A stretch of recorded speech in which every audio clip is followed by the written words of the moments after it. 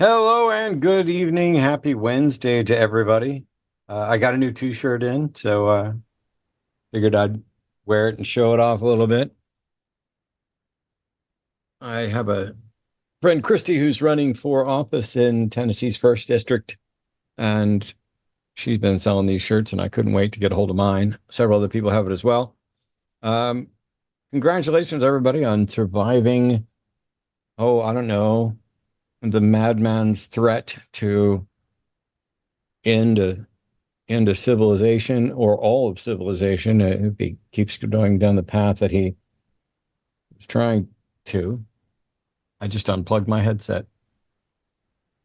But, I had some conversations with some friends on Facebook, and somebody's like, don't worry about it. He's going to, Taco's going to chicken out like he always does. And I was like, I don't think I can agree with you on this one. And of course he did. It's just I don't know that he would if it hadn't been for so much pushback, including talk of 25th Amendment, which is all way overdue. I mean, it's all long overdue. This is, by the way, I'm Matt Dillahunty. This is a Hang Up. It's my show here on the line, and it frequently ends up being more about politics than religion. If you want to call in and try to defend MAGA or what's going on, you're welcome to do that. But I don't plan to actually focus on it, despite the T-shirt. I've had a strange few days. I have a family member who's going through radiation and chemo for cancer that's in their lymph nodes, and they're doing all right, but it's rough. I went and saw my doctor this morning, and it's generally positive news. But I do need to go get some more tests and stuff, just general, nothing specific. I'm just gradually getting older. We crossed the 57 mark a week ago, and so hooray! Evidently, that comes with a new. It's time for you to get another physical, and you need to go for this screening. You need to go for this screening. And I'm somebody who has already had triple bypass and is doing just so much better. I mean, my blood pressure's fine. My blood sugar's pretty good. But anyway, this wasn't a health update. I've had a lot of stuff on my mind, both, family health, my health, the state of the world, and doing a show, doing multiple shows every week, but we're doing this show on Wednesday. By the way, Dr. Blitz will be here with us next Wednesday. I confirmed that this morning. The Artemis 2 has completed its transit around the moon and will be heading back to Earth here in a few days. And I'm impressed and in awe of the fact that we set a new record there were humans who were further away from President Trump than any humans ever been in the history of the world, including all the other people who went to the moon, because they went just a bit further. They took some amazing pictures. I watched some flat earthers. I was amused at some flat earthers trying to, debunk it and claim it was green screen. Also, during the actual launch, NASA was cutting between cameras, for artistic purposes. And there was a guy that just sat there and counted the cuts. There's like, there's one cut, there's a cut, there's a cut, and it's like they're putting together this whiny narrative from liftoff until they're in space of, what they showed us had a bunch of cuts in it. Yes, it did. But you know what doesn't have a bunch of cuts in it? You could have stood there on the ground and watched the launch yourself. You know what else doesn't have cuts in it? The people who are on airplanes, the multiple people who were on airplanes who filmed the launch. And when they get back, I'm pretty sure that the uncut footage from the side of the fucking rocket will be available somewhere. So you don't get to complain about cuts again, but then it won't be cuts. It'll be AI, it'll be CGI, it'll be whatever. Anything to deny that we live on an oblate spheroid and that there wasn't a firmament that we had to bust through in order to get to the moon. I was born in 1969, and a few months after I was born, we went to the moon and landed, and men walked on the moon for the first time. And it's been 50 years since we've had a trip up there at all. We're going back. I think my favorite thing so far about this actual mission is that the astronauts received a call from President Trump and just sat there and spun the microphone and watched it and laughed and just did not engage with him at all. Like the astronauts that are up there, he's telling them, how brave they are and how everybody's proud of them and boo, boo, boo, and they have zero interest in speaking to the president of the United States. Mm-hmm. That was wild to me. But I will say, I don't know exactly what I'm hung up on because there's so many things that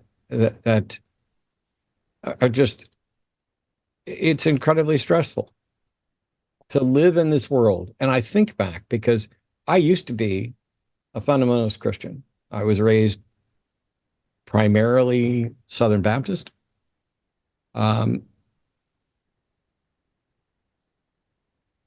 Evangelical, somewhat.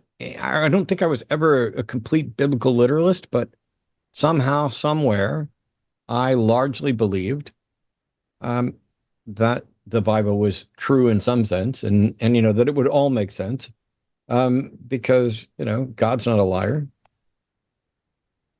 And there was a period of time when I was definitely a Rush Limbaugh ditto head. I was, raised as a, kind of a Reagan conservative. When I put on my Christian hat, which is up there, and I'm not going to grab it, but that's the literal one, figuratively, I don't think I would be comfortable in the world that I'm witnessing. And it baffles me that so many people who frequently identify as Christian are. And we know there are the con artists, the ones who don't believe this, but are doing it for money and power, and they're duping, mass portions of the population by feeding them false fears. Oh, you need to hate the immigrants. You need to hate the trans folks. You need to hate black folks. You need to hate anybody who's not American. You need to hate Muslims. You need to hate these are the people. All of these are, and it's all, the billionaire Epstein class. They're going to profit off of the war. They're going to profit off the cleanup from the war. They're going to profit off of the Strait of Hormuz when it's closed. They're going to profit off of it when it's open. They're going to profit off the bombs that we drop. They're going to profit from absolutely everything, because the way the markets work, it is easy, if you have money, to manipulate that into more money. And it's even easier when you are in the world's most powerful government that is going to dictate what's going to happen economically around the planet. I'm convinced that, while we are evidently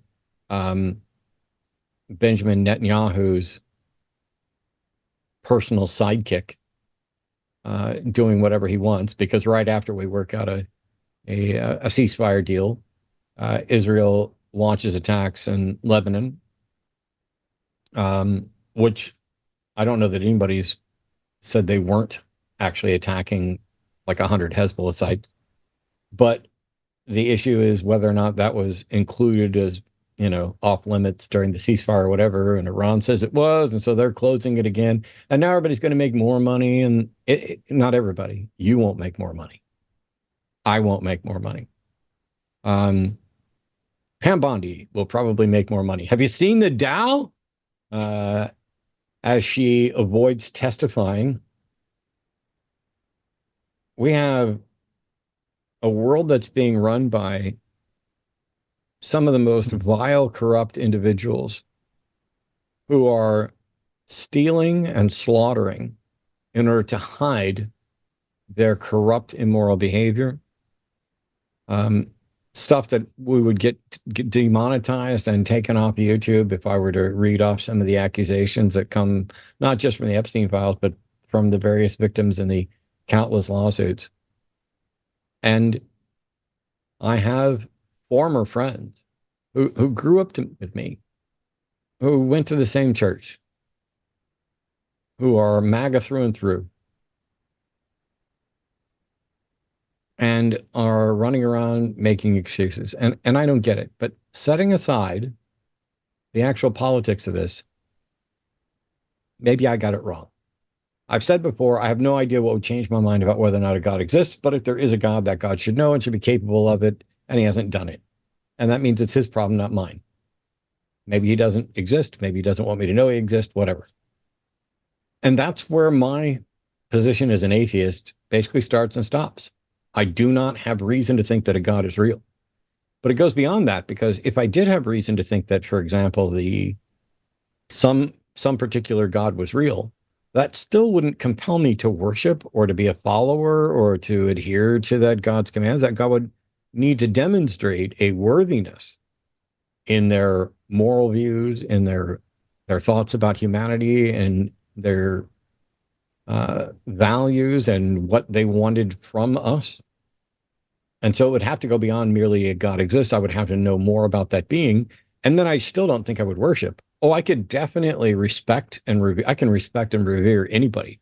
I don't think I can worship anybody. And I think a being that demands or expects worship is automatically disqualified from having actually earned it. The very notion that someone could expect to be worshiped disqualifies them. But I don't know.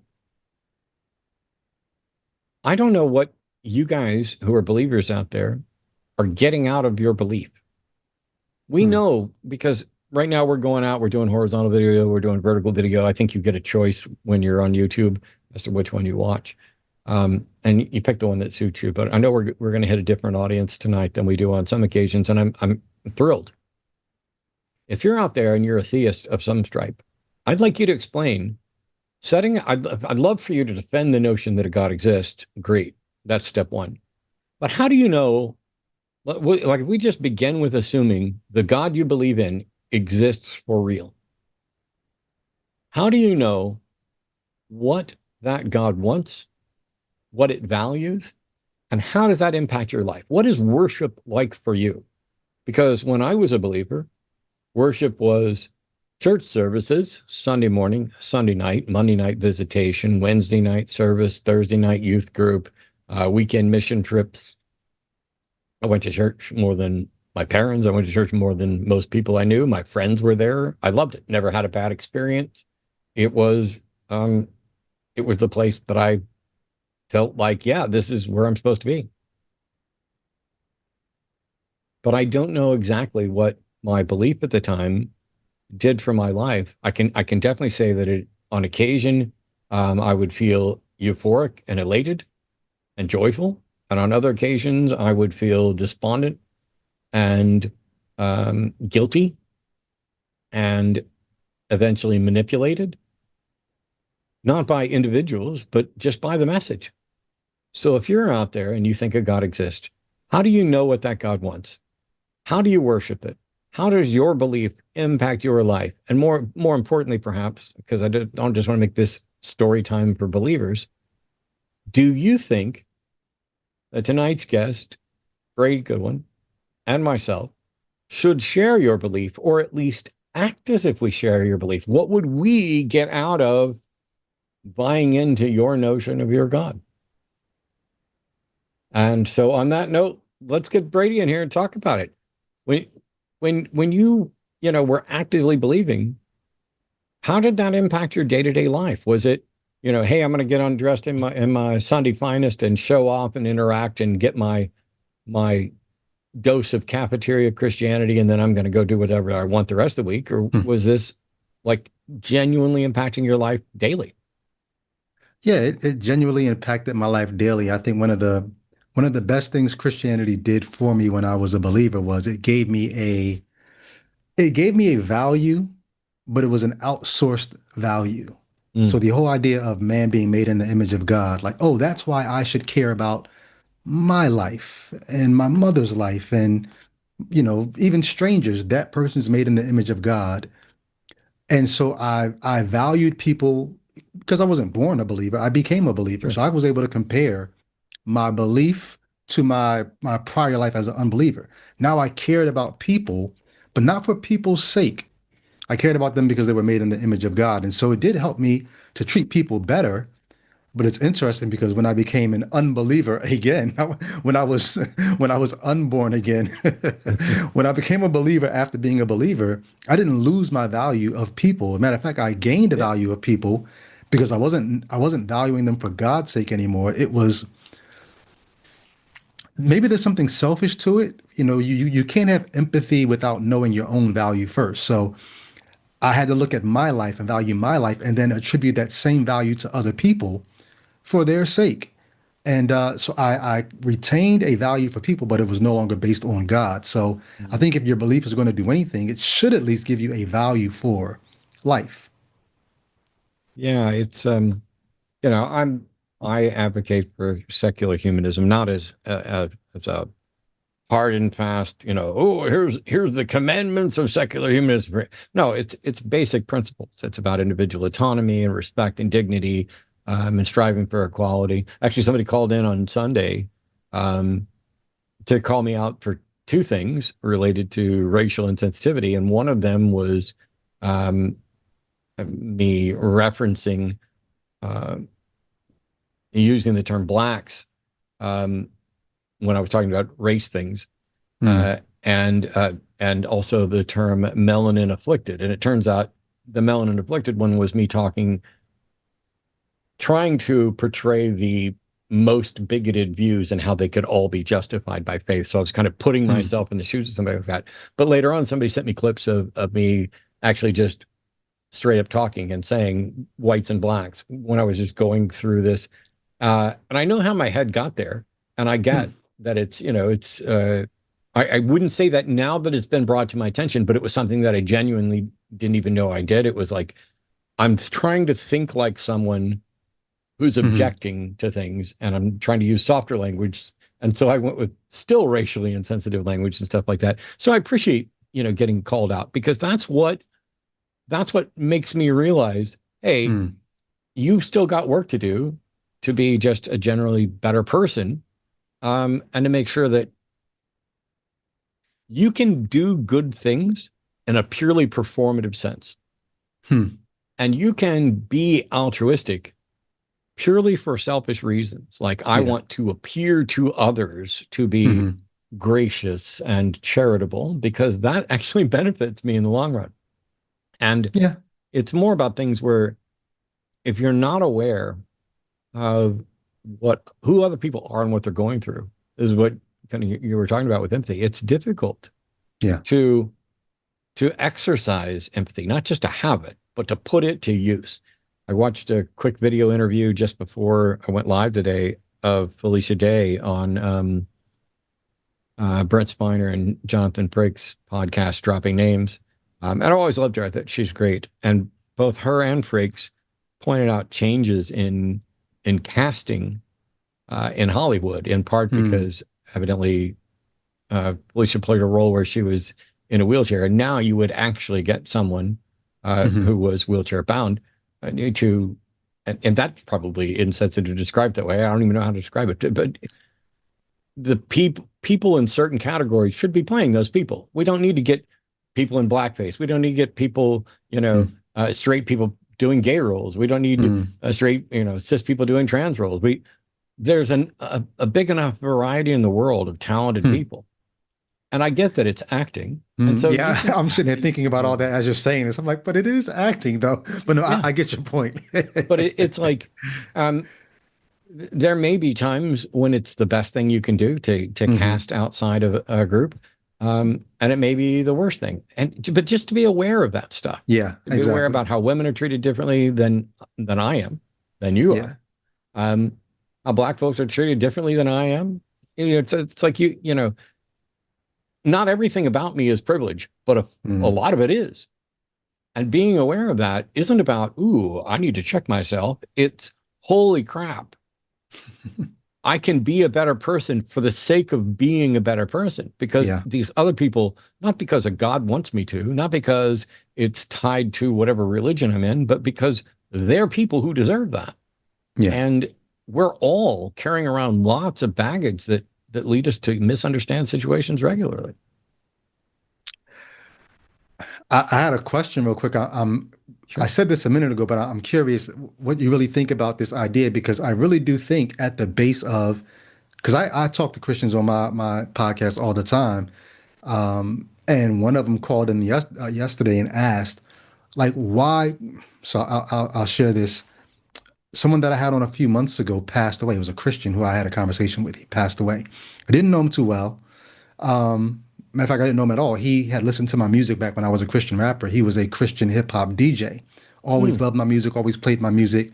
So now he's having a conversation with me as an atheist and he's still a Christian. So, I had him on the show, but he passed away on Easter just a few days ago. And I didn't know him outside of that one conversation we had on my podcast, but I felt like, everybody was, just lauding him with praise for just the great guy that he was. And even my short interaction with him, I was like, yo, he was a great guy.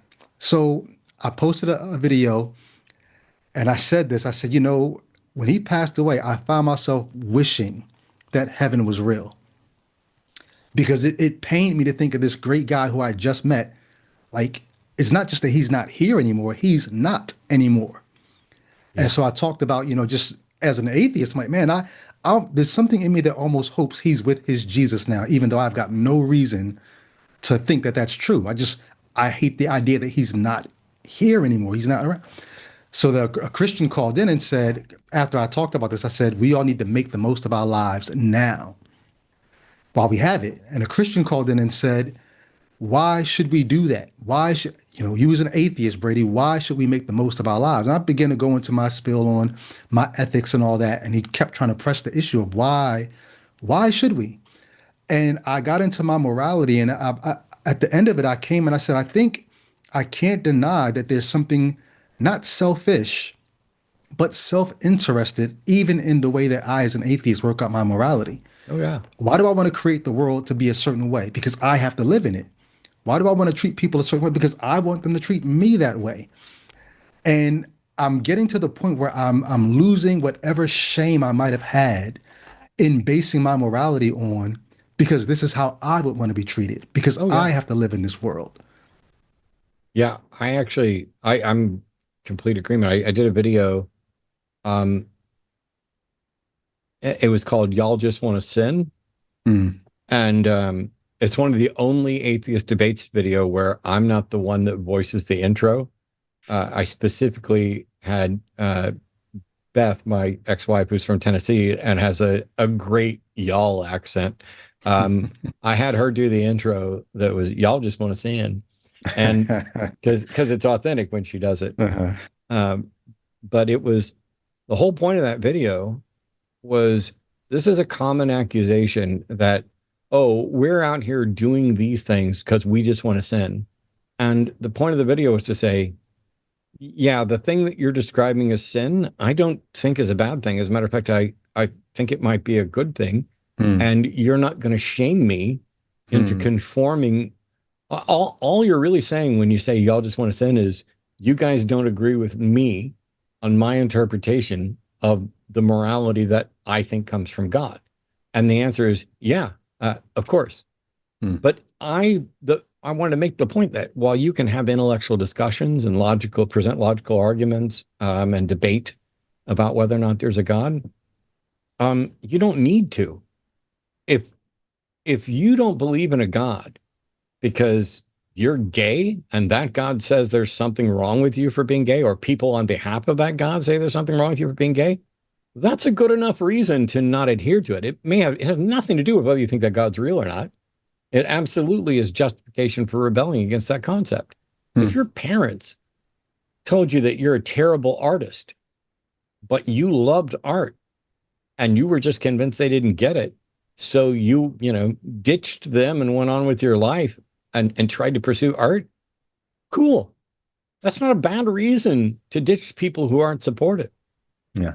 It doesn't matter whether you're actually good at it or not.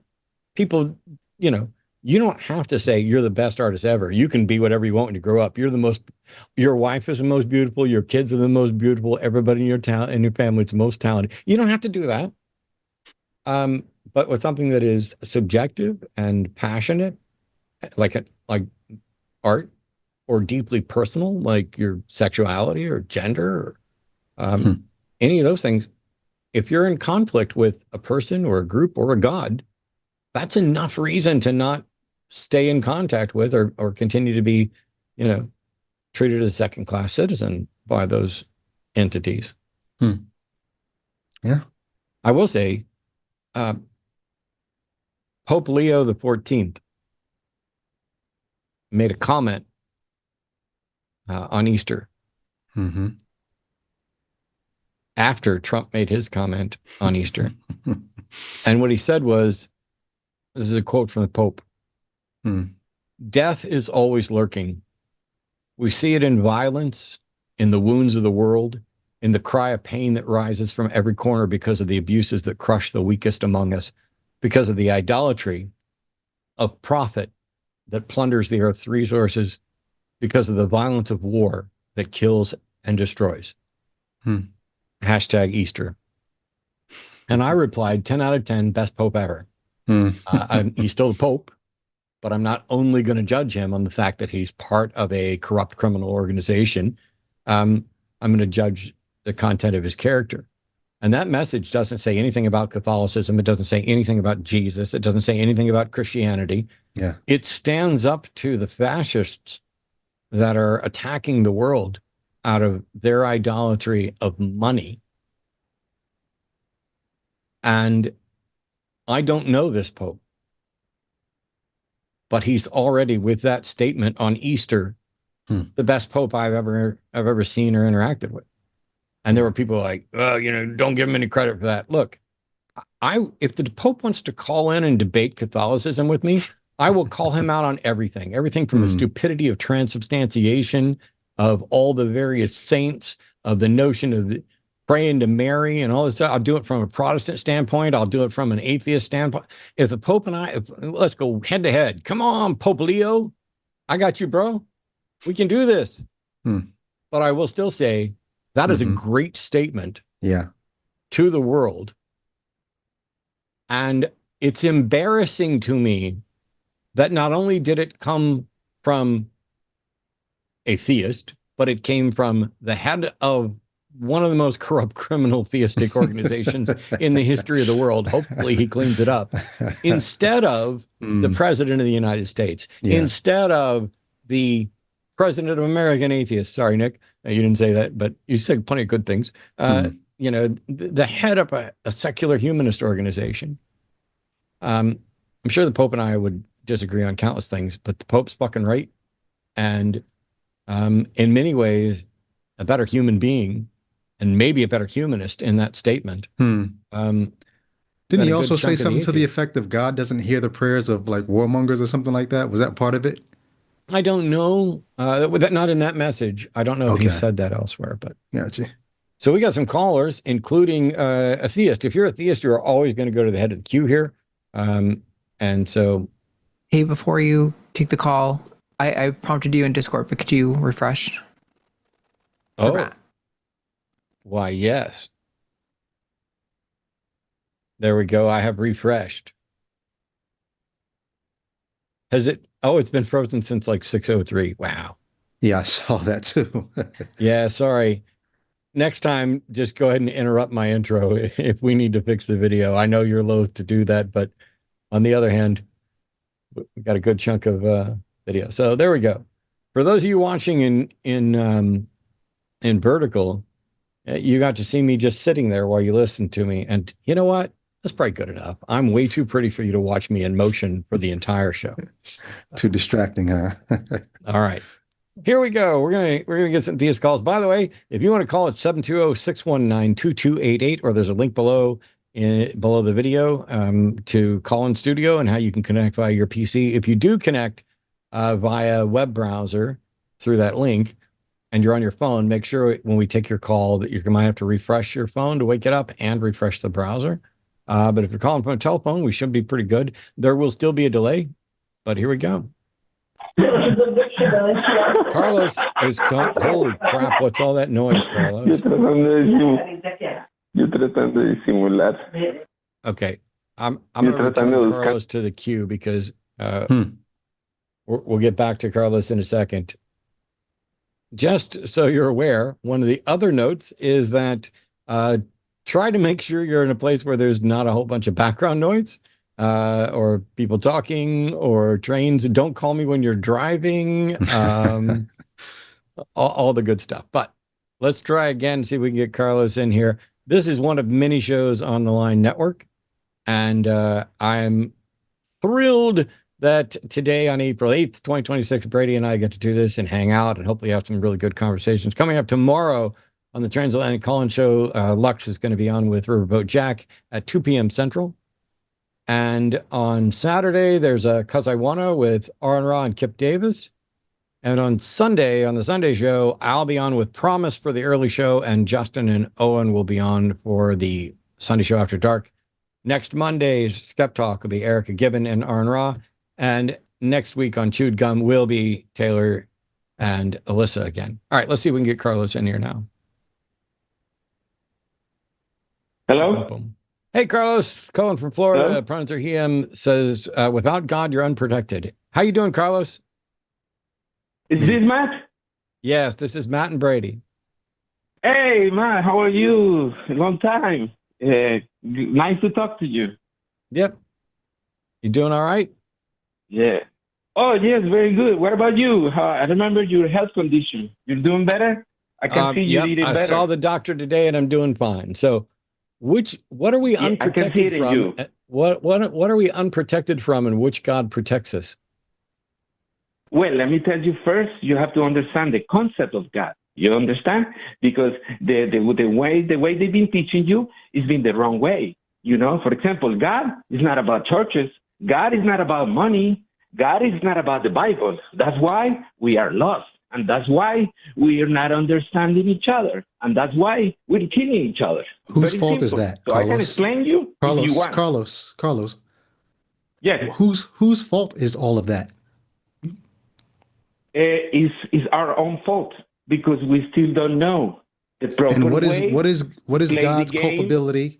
One question. What is God's culpability or responsibility? Yes. I know you said it's our fault. What is God's responsibility? No. God has no responsibility. Our responsibility is ours. God only made the game. God Carlos is only watching the game. You get me? Okay. So you believe that there's a God that is the creator that is only watching and isn't doing anything? No, that's not how it works. I not only believe, I know that God created this beautiful beautiful game Carlos, called life. I don't need you to tell me, Carlos, I don't need you to tell me you know. So, whether you know it or not, you do believe this. So the God you're talking about, you believe and know, whatever, that this God created everything and then just sits back and watches and doesn't do anything, right? No, not sits back. You don't understand the concept of the game. You see, you have to understand the concept of the game. You know what is the purpose of life? How do you know the concept of the game? How do you know the concept of the game and the purpose of life? Has any externally imposed purpose. Well, let me explain you, because if I tell you who I am, then you're not going to believe me. So let me explain you about I get it now, Matt. the game of life. Carlos. You see what I mean? It's Carlos. easy. You play by the rules. Carlos. Okay. Yes. Carlos. Yes. I need you to answer the questions that I ask. Can you tell me, you are convinced that God is real, right?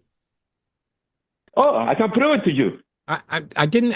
Why can't you just answer the question that I asked you instead of something else? Okay, all right. Okay, I'm gonna be honest with you, but let me give you the opportunity to explain to you about the concept of God, fear. I'm literally, Carlos, I'm literally fucking asking you to explain it, but I need to go in small chunks so that we don't miss something important. So just answer the question I'm asking, and you'll be able to explain all of it.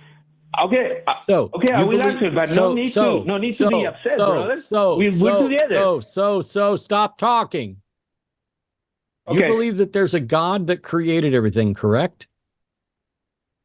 Yes. Okay. You believe that this God has something that he wants from us? Yes or no? How do I say that? God has rules. And if we break the rules, that's why we pay our sins. You see what I mean? For example, Carlos. Okay. Are you saying that what God wants from us is to follow his rules? Yes. Okay. Of course. That's all. Cool. I don't need you to answer 5 times. Just once is good. That gets us going faster. How do we know what God's rules are? Well, if you follow the rules, then you will see how everything will change in your life. No, Carlos, I can't follow rules I don't know about. The question I asked you was, how do we know what God's rules are? Because prophets are the ones that know the rules. You remember Jesus? Jesus was a prophet. He was chosen to send the word of God. But guess what happened? Hate came over and got rid of him. Carlos. You see what it means? No, Carlos. Soldiers. Carlos, I'm asking you how we know what God's rules are, and you said prophets know the rules. How do we know who's a prophet? Yes. Well, if you can easily debunk a prophet, because you just have to meet him, understand him, and listen to him. That's it. And then he will tell you everything that you want to know. Carlos, how do I tell the difference between a real prophet and someone who's just pretending to be a prophet? You can, when you see him in person, when you see him, right? Like you could be 5 feet away from him. You will know that he will be the messenger of God. The same thing happened to Jesus. Everybody knew that he was special. Why? Okay, that's simply a lie, Carlos. That is simply a lie. You have no idea what. Now you're calling me a liar. Yes, I'm calling you a liar. Now you're calling me a liar. Yes, you're a liar. See, now you wanna get upset, and you wanna. I'm not upset at all. I'm going to mute you. I'm calling you a liar because you just claimed everybody knew Jesus was the prophet. That's a lie. And it's a lie because you have no way of knowing or demonstrating what everybody knew. But if everybody knew that he was a prophet, that would be really surprising, considering there were people who said he wasn't a prophet. So you're saying that the people who don't think Jesus was a prophet are liars, when you have no way of demonstrating that. So instead, I'm asking you, how can Brady and I tell whether or not somebody's a real prophet? And you have yet to say anything other than, if you're 5 feet away from them, you'll know. Okay, well, I don't have the opportunity to be 5 foot away from anybody that you're asserting is a prophet, like Jesus. So let's start over. I'm going to unmute you. And then, without exaggerating, which is why I'm calling you a liar, because you exaggerated about what everybody knew about Jesus, instead of telling me what everybody knew, or what you pretend or lie or exaggerate that everybody knew, just answer the questions. There are people who you think are prophets. I don't think they're prophets. How can we tell? What method can Brady and I use to determine who a prophet is? I'll cut right to the chase. The first question I want you to ask is, or I want you to answer is, are you a prophet? So I'm going to unmute you now. You're back. Carlos, are you a prophet? But you're calling me a liar. I'm asking You say if you're you're not a a prophet. prophet. You say the F word. Yes, I said fuck. I'm Are you sorry okay? that's difficult for you. Yeah, let's should be talking like a normal person. We're brothers. I am Let's talking not like a fight. normal person. Because This is how normal this people is the talk. purpose of this. I'm sorry. Are you going to Like, continue to don't you- avoid the Okay, questions and act offended, or are you going to answer the question? Are you a prophet, Carlos? No, I can answer the question. Are you Yes, a prophet? I am. I found out in September 20 of 2020. Okay, I didn't ask you when you found out, did I? Okay. I asked you if you were a prophet, and that's a yes or no. So you're a prophet. How can Brady and I know that you're a prophet? Well, let's get together and I'll show you how it works. And by the way, I can save you life in the process so you don't end up in a hospital or in a car accident or with a terrible disease. It's simple. I'll show you. You'll show me what? I'll show you the way. I'll show you God. How can I know that you're a prophet? How do I know you're not delusional? The purpose of your call was to you want to know a good taste that knows something. You don't want to keep calling clowns that don't know anything. You're a clown. You're like a clown, Carlos. Oh, Prove you're not a think, clown. Why are you calling me a clown? But Because why are you you can't. calling me a clown when I'm Carlos, talking to you? Carlos, can you prove you're not a clown? You're accusing other people of being a clown when everybody's mocking you right now. Prove you're not a clown. Prove you're a prophet. Because look, you still don't know. That means they don't know. They're clowns like our president. I'm sorry, Carlos. You're. How do I know you're not a clown? Well, let me speak. Let's make this conversation happen so I can prove it. I'm literally trying to make this conversation happen. I've asked you. Then why you keep insulting me? Stop you talking. already called me a Stop clown, talking. and you Stop already talking. said the You F-word. clowning liar. I asked you, how do we know what God's rules are? You have no control on yourself. I have control of myself, and I also have control of you, bitch. So stop talking. I'm going to mute you. How do we know what God's rules are? You have no explanation other than you would know it if you were hearing it from a prophet. Okay, how do we know what a prophet is? Well, you would know if you were in their presence. Okay, are you a prophet? Yes, I am. Okay, how can we know you're a prophet? Well, because you need to listen to me and not these other clowns because you don't know. Okay, how do we know you're not a clown? You have nothing, Carlos. You don't know how to demonstrate anything. You haven't made any attempt to demonstrate anything. All you've done is say, you can show me.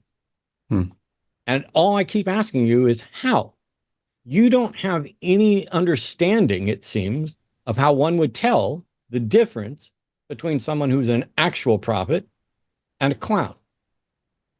So, I don't know. I'm sure Brady's got questions as well. I still want to know how to tell the difference between a prophet and a clown, because right now, Carlos, you are squarely in clown category, and I'd like you to move to prophet category so you can actually demonstrate what you said.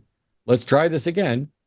I'm going to bring you back, and you can, I'm sure Brady's got questions too, but I'd just like to know, how do we tell the difference between a clown and a prophet? Hey, can you just let's talk without insulting each other? Carlos, if you stop fucking whining, I'll stop insulting you. Okay. How do we tell the difference between a clown and a prophet? A clown is somebody that makes people fun and makes people laugh, and he works in a circus. A prophet is a messenger of God. Okay. Are you saying that I've been taking calls? You said earlier I was taking calls from clowns. Are you saying I've been taking calls from people who work in a circus? Because I think now you're lying. No, what I mean, you know exactly what I meant. No. So when I asked you how to tell the difference between a clown and a prophet, you decided to go with a literal definition of clown that does not match your previous accusation, which means you are a liar.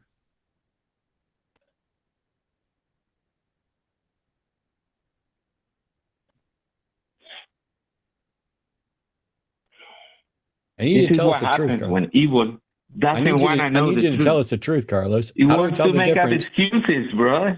I'm not making let me speak. You're literally. I cannot tell you the truth if you don't let me speak. You're literally the liar, and now you're complaining that I don't let you speak. You're not going to get me mad. You're not even going to get my blood pressure up. I'm going to give you multiple opportunities to answer the question. And it's really simple. Explain how we can tell that someone is truly a prophet. Okay. When you see a prophet, you feel their energy. You know the knowledge. You Okay. know how wise they are. Do you have to see them? Do you have to see them, or can you just listen to them? No, you can listen too. Oh, okay. Yeah, that's the Carlos, power. You Carlos, can listen to I'm them listening to you and I don't feel the energy. Therefore, you're not truly a prophet. No, of course not, because it doesn't work with people that are on the dark. You see? Okay. So when I asked you, when I asked you how we can tell whether or not someone is truly a prophet, you gave me an answer that won't work for us. No. What happens is because for the people like that, it has to be extreme, like extra explanation because it's very hard to understand. Somebody healthy understands easy, but somebody with evil understands very hard. So you're saying that Brady and I are too evil to know that you're really a prophet. Well, tell me something. Did you eat red meat? Does that make somebody evil? Of course, because if God is about love, what the hell are you doing eating red meat? How do you know that eating red meat makes you evil? Where do you think cancer comes from? I'm sorry. How do you know that eating red meat makes you evil, and what does that have to do with cancer? Do you think cancer only affects evil people? Exactly.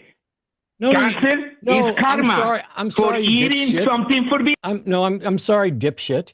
I don't get to ask you a question and then you respond with exactly, as if you're agreeing with me. You just claim that we're too evil to tell that you're a prophet, and that eating red meat makes one evil, and that has something to do with cancer. And so when I ask you, does cancer only affect evil people? You then say exactly. Are you saying that cancer only affects evil people? Yes. Okay.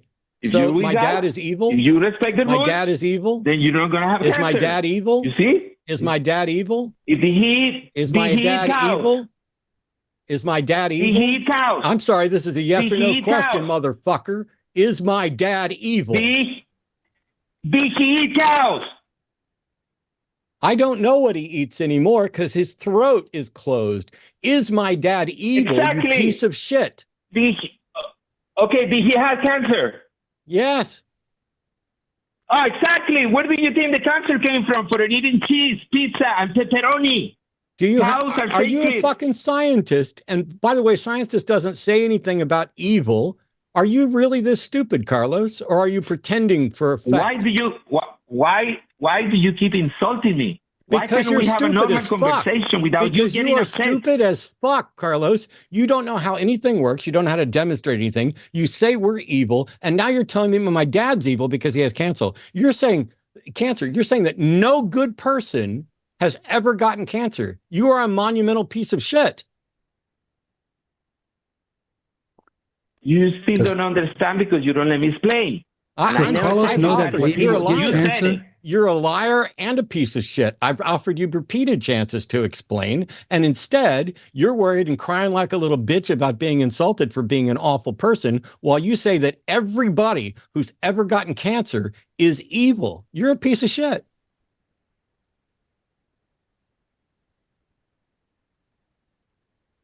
Say goodbye, piece of shit. Hey, why are you letting me go? You see? Because you're a piece of shit, and I got other callers I'd rather talk to rather than somebody who's stupid enough. You want to talk to the clown? No, I'm going to put you on hold, and you're going to listen to me because I'm going to school you. You don't know how cancer works. You don't know how science works. You don't know how reason works. You don't know how logic works. You don't know a fucking thing. You don't know how to tell the difference between a prophet and a clown. You're not a clown because you don't work in a circus, but you're definitely a clown in the metaphorical sense that you went to before you lied and pretended that you were using a different reference. All Brady and I had done is ask, how do we know what God's rules are? You never got there. You never even made an attempt to get there. You just want to assert that you're fucking special, that you're a special prophet. Well, you're a piece of shit. And whatever being you're a prophet for is also a piece of shit for making you a prophet. The good thing is, I don't think you're a prophet, and I don't think there's any being behind you. I think that you're a sad, sad individual who's accepted a bunch of delusional statements, and you're proud in your Dunning-Kruger to run around pronouncing to everyone else that they're evil. I'm sure that there are good reasons to not eat red meat, and there may be a case that everybody who's ever eaten red meat is evil in some sense, because I've already pointed out that veganism, while I don't think it's a moral obligation, is certainly morally virtuous. However, when you go further to say that red meat is where cancer comes from, it's amazing that you don't work for some cancer institute research. It's amazing because you are too fucking stupid to understand how the science works. You're not going to take an explanation from anybody because you're cocksure that you're dead right. You're never going to get to speak again, but I am leaving you on hold so that you definitely hear this. You're never, ever, ever going to get to speak again because you made the accusation that no good person has cancer. No good person has ever had cancer. Well, it's funny because plenty of God believers of all stripes have had cancer. Plenty of atheists have had cancer. People from all walks of life have cancer. It is a condition that results from genetic evolution mistakes, essentially, of rampant replication. Something that if you believe there's a God that created everything, he created that too. Dumbass. But when you're the type of person who's just going to call in for the first time, you've had 19 calls previous, or counting this one, but you haven't called since November of 24. And you're going to call in to make a pronouncement that only evil people get cancer. We don't need to hear a word from you. You're not a prophet of anything but your own delusion and ignorance.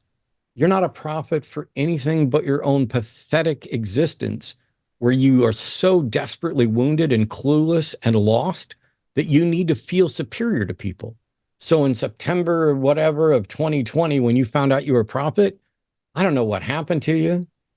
I hope you get some help because you're nuts and you are evil by running around thinking that you are superior to everybody else and making proclamations that cancer doesn't impact good people.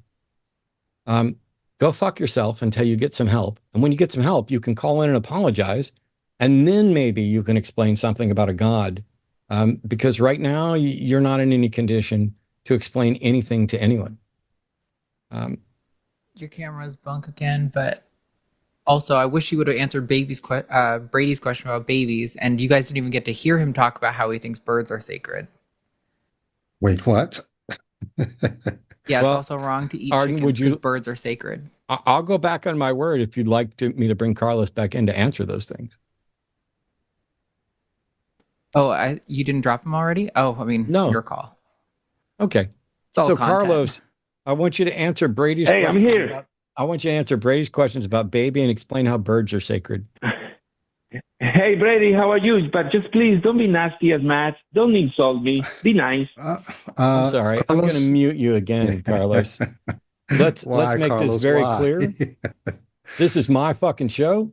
And you're coming back because I respect my co-host and I respect my producer. And I respect my producer probably more than anybody else on the planet. But I'm going to let you back in, but you keep my name out your fucking mouth. Don't mention me. Don't be concerned about the mistreatment. Don't try to use me as an example. I have zero interest in anything else you're going to say, but there are other people who might. So let's try again. Start this call over. Carlos is calling in from Florida. Pronouns are he, him. He's calling in to talk to Brady only, and he's not going to mention me in the slightest. He's a theist who wants to explain something about babies and how birds are sacred. I'll ask the question. Carlos, you said that people who get cancer, the cancer is evidence that they're evil. They did something to get the cancer. They ate red meat or whatever the case might be. I was thinking it. I thought Matt was even going to say it, but then a few people in the chat actually wrote it. And so I just want to give voice to people in the chat who were saying to you, what about babies, infants that have cancer? What did they do to end up with cancer in your worldview? Can I answer the question? It's a question. Yes, it's a question. Okay, cool. It's very easy. You got to remember how the punishments work. You see, for example, when you do something wrong, then evil is going to show up. What did the infants do wrong? For example, what did the children. What did the infant do wrong? Let me explain to you about the children. Okay, the children. Okay. What did the infant do wrong? Let me explain to you.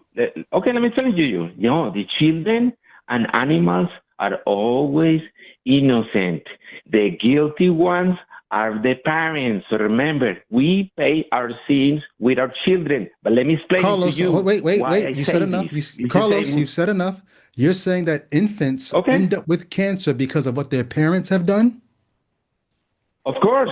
Can I give you an example? God is punishing person number 2 for person number 1's sins, and you worship this God? No.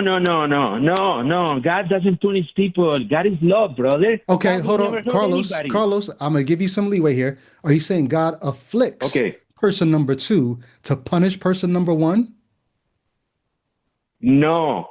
And I don't know what you're saying. That evil is the one that punishes people. God will never hurt a baby. God is not the one like the Bible. That's why everybody's confused. God would never Carlos, hurt a child. I think you're confused. There's a poll in the chat. I don't know if you've seen it. No, let me explain to you. Someone asked, what do you think Carlos is? Evil, a clown, or prophet? And I'm not saying this to hurt your feelings, but I just want you to know how you're coming off. 73% of the people in the chat said evil. I'm sorry, 22 said evil. 73 said clown. You got 4% of the people who say, hey, this guy might be a prophet. Yeah, because I just want you to know how you're polling. If you were the president right now, what do you expect? Wait, if you were the president right now, you'd be paying attention to the polls. Did you just say monkey? Did he say that? Do you expect me to win over here? No, I wouldn't say monkey. What do you mean monkey? You see, don't try to mess over here, Matt. Come on, behave. Okay, I'm pretty much. I just wanted to give voice to the person in the chat that said, "What about babies?" And I'm not sure if Carlos even understands how incoherent his responses are. So I'm pretty much. Because you're not understanding me yet. Let me explain to you so you can understand. I don't have any more interest in that, Carlos. I'm sorry. Okay, it's okay, Mary, but God bless you. And remember, cows are sacred, so don't eat cheese, red meat, and don't wear leather because karma is coming. Go fuck yourself. Wow. Hey, why do you have to be like that? Because you're a piece of shit who deserves it. But you see what cows do? Do you see what cows do? I see what you do. And you will pay. Your children are going to get sick. If you eat red meat, your children are going to get sick. I see what you do, you lying fucking cowardly piece of shit. No, there's transgenderism. You're a lying cowardly piece of shit. There's autism. You're a lying, cowardly piece of shit of epic proportions. I see what you do. You're useless. Nobody should pay attention to you. Thank you for insulting me. Nobody's ever going to pay attention to you. Nobody gives a shit what you say because you're garbage. Anything else you'd like to say? Thank you. I don't get mad. You're mad. You know what else? And you can't even drive it. Carlos, let me ask you one more question. Keep eating. Carlos, let me ask you one more question. How'd it feel to get hung up on? I don't care. Wow. That was a nice first call. I'm sorry, honey, we didn't get to birds are sacred. It's okay. He's called in to do it like 10 times. It's really funny, but it's a lol cow. It's not like a serious conversation. This is embarrassing. Can we reset the show? Are there any actual theists out there who know anything or want to explain anything instead of just calling in to think that they're God's special prophet, and then who say cancer never impacts good people, and then when asked how cancer impacts infants, he notes infants are innocent, which means by definition, he's lied again. He can't even keep the story straight in the span of one call, because if infants are innocent, then cancer has never affected them. Oh, no. It's not God punishing them. It's not God imposing his justice. It's evil. Evil only impact. Oh, it's because of their parents. Oh, wait. So what you're saying is evil infects innocent children because their parents were evil.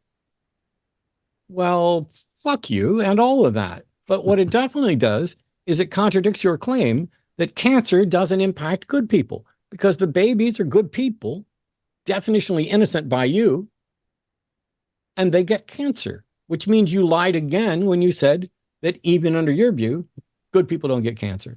You're incredibly confused, Carlos. You couldn't argue your way out of a wet paper bag, and you're not a decent person. I hope you find out how to be a decent person, because that's not the way. I thought he was going to go the Christian route and say babies get cancer because they're born in sin or something like that. And I would have asked, then why do only certain babies, if it's a consequence of sin, why do only certain babies get it? But he couldn't even get that far. Yeah, it's really weird. All right, let's try again because we've got some atheists and agnostics on hold, but here's someone calling. Michael's calling from Oregon. Pronouns are him. Is spiritual.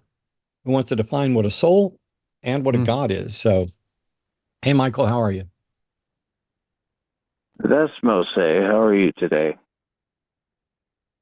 I've been better. All right. So, Well, what's your let's get you definition back of there. soul? And then I guess we'll get to God. I was being specific. I don't really have an agenda. I'm more of a reflector. However, a soul.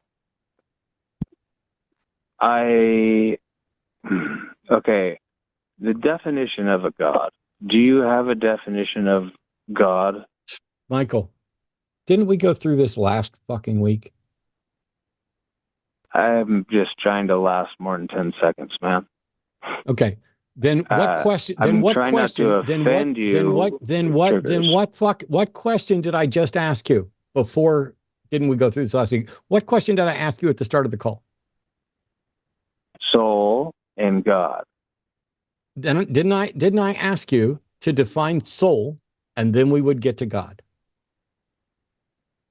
Okay, soul. Isn't that what I asked you? Soul. Yes. Then please define soul.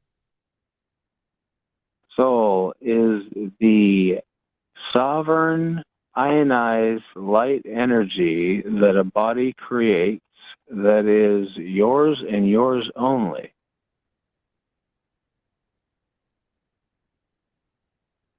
Mine is blue, transparent, and it's the same shape as this body.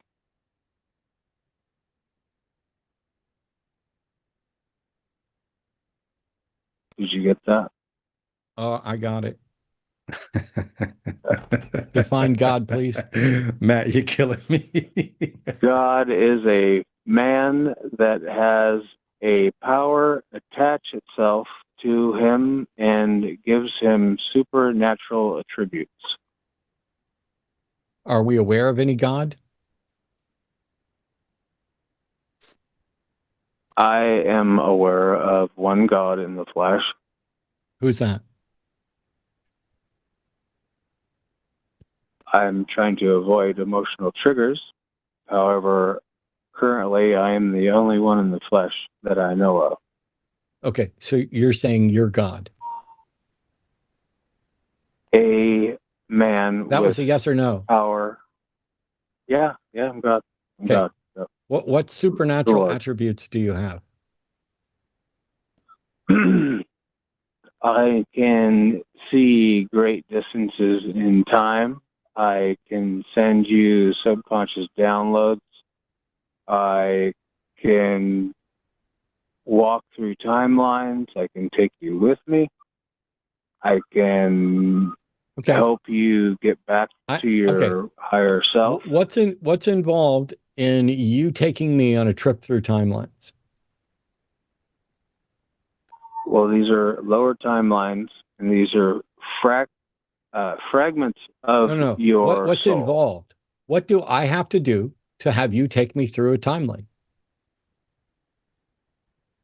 You need to appeal to your higher self. I don't know what that is. Do you and I need to be in the same place, or can we do it right now, right here? We are doing it right now. You are not walking me through another timeline right now. This is over 1,000 this year.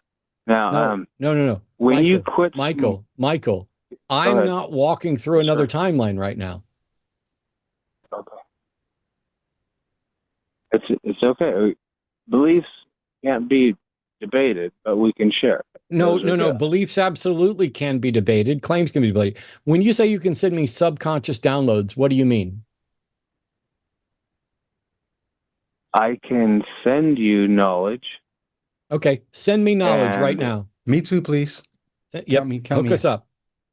Oh, you got it. You have a lot. No, I need It kinda knowledge that makes you it to sent where me, I not the stuff I already have. I know what I've already got. You're going to send me a subconscious download. Do it. it's been done. Okay. What did you send me? Because I don't feel like I got anything. Are you an earth being or are you a universal being? As far as I can tell, I'm an earth being.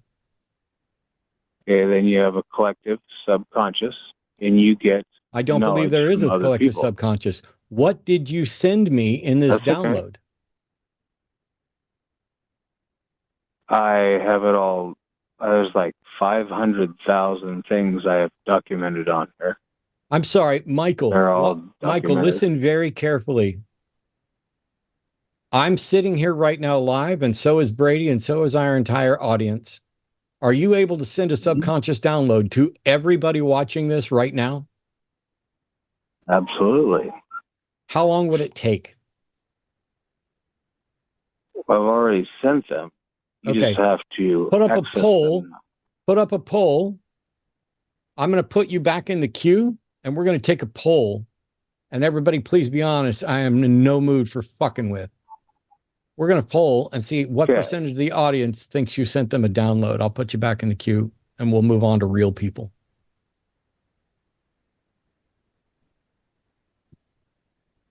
Okay. While we wait for the poll to see how many of you are going to be honest about receiving a subconscious download from Michael, we'll take some other calls. Chris, pronouns he, him from Georgia, is an atheist, wants to talk something about Philbros are wrong and which type of logic. Oh boy. Hey, Chris. Hey, how are you guys doing tonight? Terrible. Pretty good. I'm good on my end. Yeah, the past couple of calls have been pretty rough. You gonna I fix just that or you had gonna a make it question worse? about when. I just had a question about like when the Philbro guys call in, and they usually use like modal logic arguments and S5, and I know you reject that, and I'm getting into learning logic, and I was just wondering why the type of logic that those guys use would be inferior or like less reliable to the types that you use, like propositional logic and stuff. Do you know the difference between deduction, induction, and abduction? Very roughly. I would recommend going to study that. Modal logic is about, I don't know, possibilities, probabilities, and it makes use of supposedly possible worlds. So deductive reasoning is when you have a hard syllogism that would be, here are these premises, they lead to a conclusion. If the premises are accepted, you must accept the conclusion. Otherwise, you are in violation of the principles of logic. Inductive reasoning is what we tend to use in science. It is about making observations and observing evidence and making predictions about what's going to happen based on what has happened before. Induction and inference and things like that. And abductive reasoning is when you argue towards the best explanation. Deductive reasoning is solid. Inductive is flimsier. And abductive is flimsier. It is, here's our best guess at what's going on. And quite often it's very effective because we know a lot. And in areas where we have a lot of candidate explanations, abductive reasoning can be likely. Modal logic is, I think, weaker than all of those. And so I have zero interest in whether or not a being is possible or is necessary in some possible world. I care what's actually in this world and what's demonstrable in this world, and I'm not convinced that the S5 system is going to get you there. Got it. Yeah, I can understand that. I'll definitely look into this some more. That does clear it up for me a bit. Thank you very much. Sure. I also have no expertise in modal logic, and so you'll probably find somebody that'll be able to explain to you exactly how and why I'm wrong. But I can only go by what I understand. All right. Got it. Thank you, guys. Hopefully the night goes better for you. Cool. Appreciate Thanks. that, man. Yeah. All right. Okay. Bring Michael back in. Hey, Michael, we had a poll in chat and only about 326 votes, even though there's well over 1,000 people watching, but 91% of them said they did not receive your subconscious download. Are they lying? No, they're not lying. That's what they So perceive. were you However, lying? Were I you did lying when put you it in said? the Were you chat. lying? Were you lying when you said you could send it to everybody? I wrote in the chat what I said, and then you talked about it. It was logic versus emotional desire. If you go up on the chats, that's what I put, and then that's what you talked about. Should we move forward? No. 91% of the people said they didn't receive your subconscious download, and I didn't receive a subconscious download, and yet you said you could send it to all of us. I'm curious. Would you know that it was sent? I'm sorry, you're the one that claimed you could do it. Are you suggesting you can do it without us knowing it? It's called a subconscious. I'm sorry. I'm sorry. Download. I'm sorry. I'm sorry. Would you Are be you saying I'm conscious sorry? of I'm that? sorry. I'm sorry. Are you saying you could do it without us knowing it? Then what fucking good is it to tell us you did it? If I can't tell the difference between you doing it or not doing it, then you have a useless, untestable claim. God. If I am using purpose, then it doesn't matter if I claim my actions. I use the golden rule, which is, Michael, if you knew what I knew, I hope you give it to me this way. I'm of purpose and logic. Michael, can you do anything that would allow us to detect that you are God? Well, I've had my family murdered. I've had my pets fed to me. I've dug up. Ban that fucking number. Wow. What a night. What a night. Oh my gosh. When he started talking about the definition of a soul, I was kind of like, that's just an interesting idea. Ionized, what did he say, light? And it, like, we don't know like the full definition of consciousness and how it arises, different brain states and all this. I'm interested in just ideas. That crazy part of me is interested. Then when he said mine is blue, that's when I knew we were on a whole nother. And shaped the same shape as his body. Oh my gosh. Somebody take They're down out that there. number. We should probably schedule a wellness check. They're out there. Wow. I've got it. I got the number. Okay. Hey, everybody. Welcome to Wednesday night's wildness. Are there any, I don't know, rational, sane believers who would like to explain what Brady and I have missed? Or are you just going to leave it to Carlos and Michael? Who's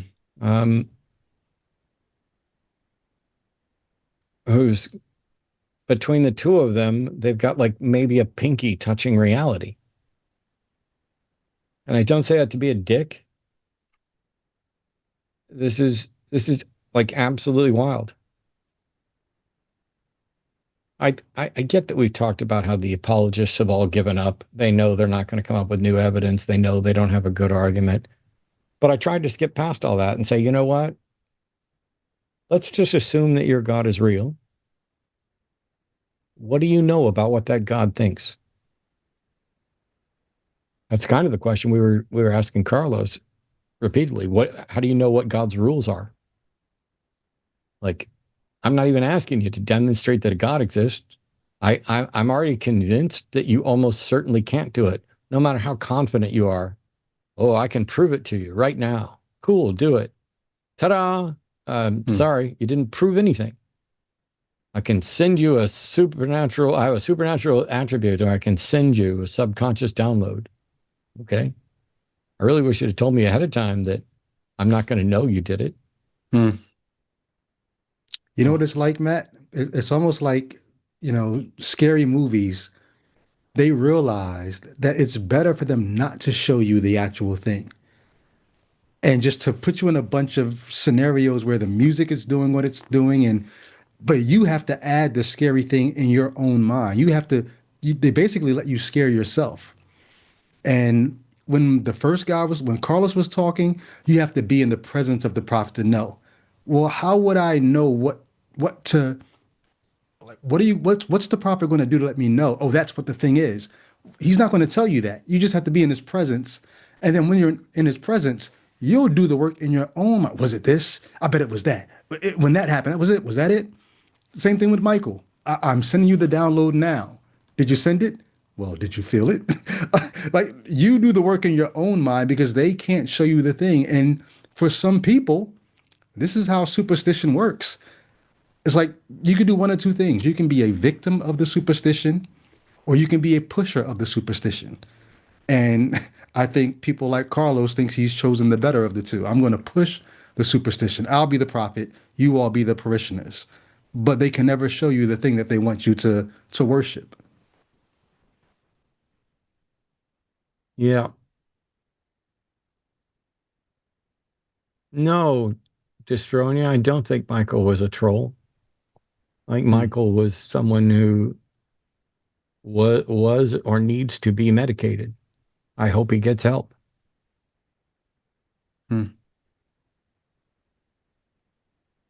This is so wild. All right, we got a couple other agnostic callers. All right, I'm going to have to reboot my brain a little bit. So let's see if we can kind of clear this up. Shia from North Carolina, pronouns he, him, the hard problem of consciousness and how it relates to the existence of a general God. Okay. Are you calling to ask something or teach something or what? Can you hear me? Yes. Hey, sorry. Yeah, I'm not like the most well versed on this. I usually, when I have these types of conversations, I'm arguing more so for atheism. I'm a huge fan of this whole show thing. Have you ever heard of like this? It's really stupid. I kind of just learned it through YouTube and think it's cool to apply here, and I just want to have a basic conversation about it, if that's okay. So panpsychism. Yeah. Yeah. And I guess something that can kind of be used to like describe this type of God would be like the Vedic texts of Hinduism, like Advaita Vedanta. You were like very strict physicalist, right? No. But until somebody demonstrates something beyond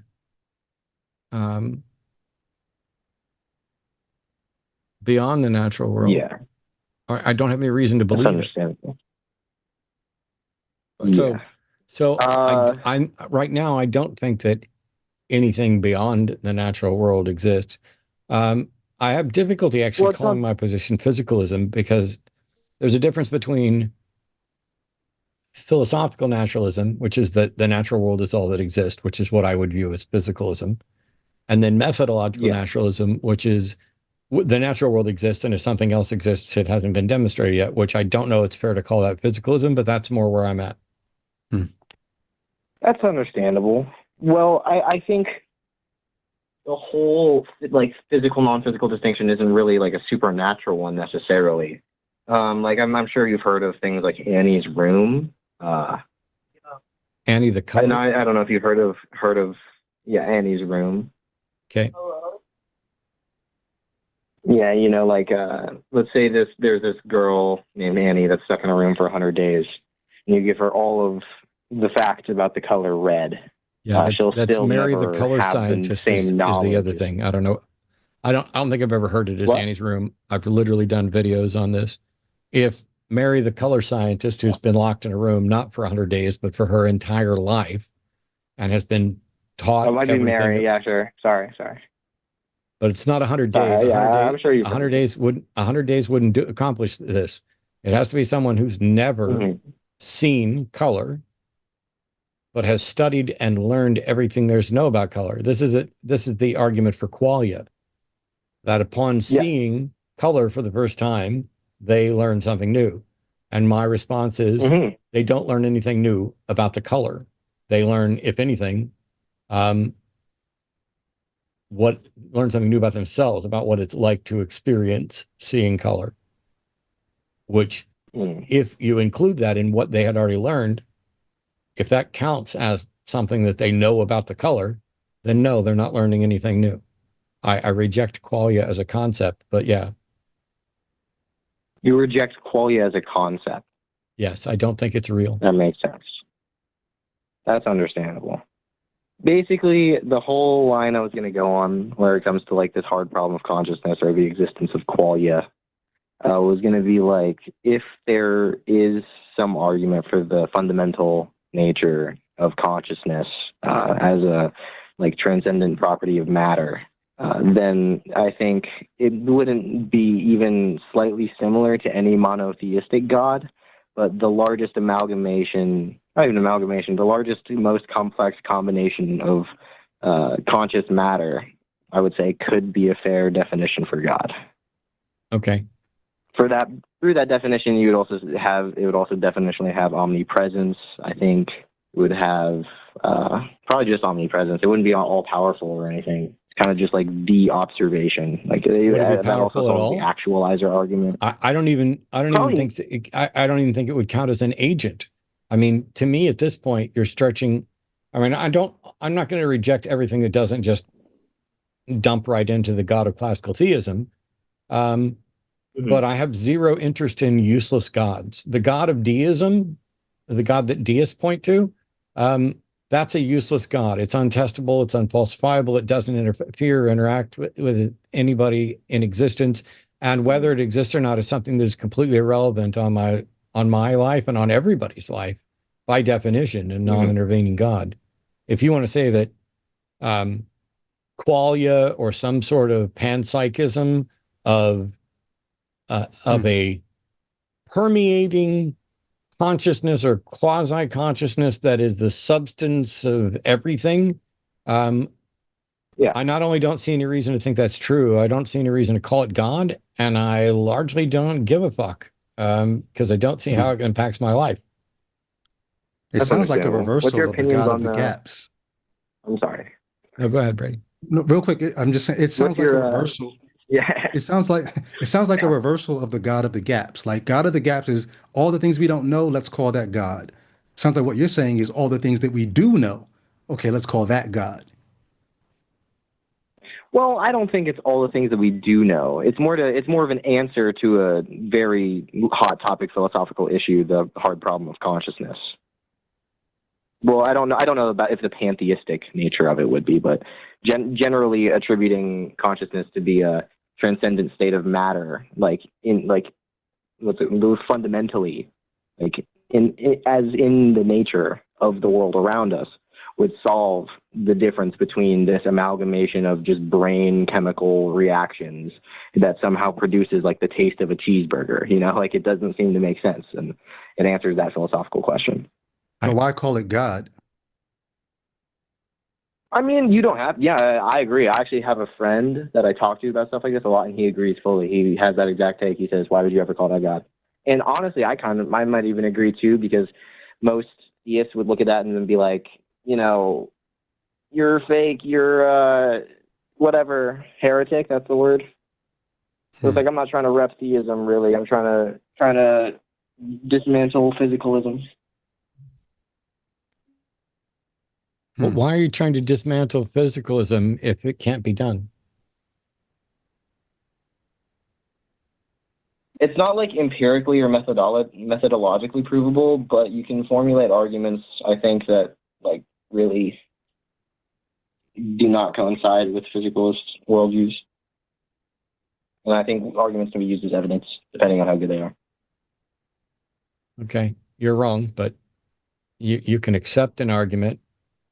The evidence is the actual data. The argument is essentially a structure that points to the data and makes a claim, and you either accept it or you don't. But when you talked about, for example, the taste of a cheeseburger, I reject the notion that there is a specific taste of a cheeseburger, even for a specific cheeseburger. Like if I make a cheeseburger and I take a bite of it and you take a bite of it, not only do I think there's no reason to think that every portion of a cheeseburger tastes the same. I don't know that it would taste the same to me, but I definitely don't have any reason to think that you and I are both detecting the taste of a cheeseburger as if a cheeseburger has a specific taste. Taste is something we're imbuing based on our physical interactions with the actual cheeseburger. Where do we get something real that isn't the physical nature of the cheeseburger or our sense data sending information to our brain to invent a taste? Yeah, so that's also another thing is that a materialist would just say that it's an illusion. That the taste of the cheeseburger isn't real, that there is no consciousness in the first place to be had. It's just your brain tricking you into thinking you're conscious for like evolutionary reasons or whatever, in this case, to taste the cheeseburger. I don't think that consciousness has anything to do with it. I think I can be conscious and there still isn't such a thing as a taste of a cheeseburger. Well, I mean, for the individual, I'm not saying objectively the taste of a cheeseburger, but like for the individual subjectively, that person is tasting a cheeseburger.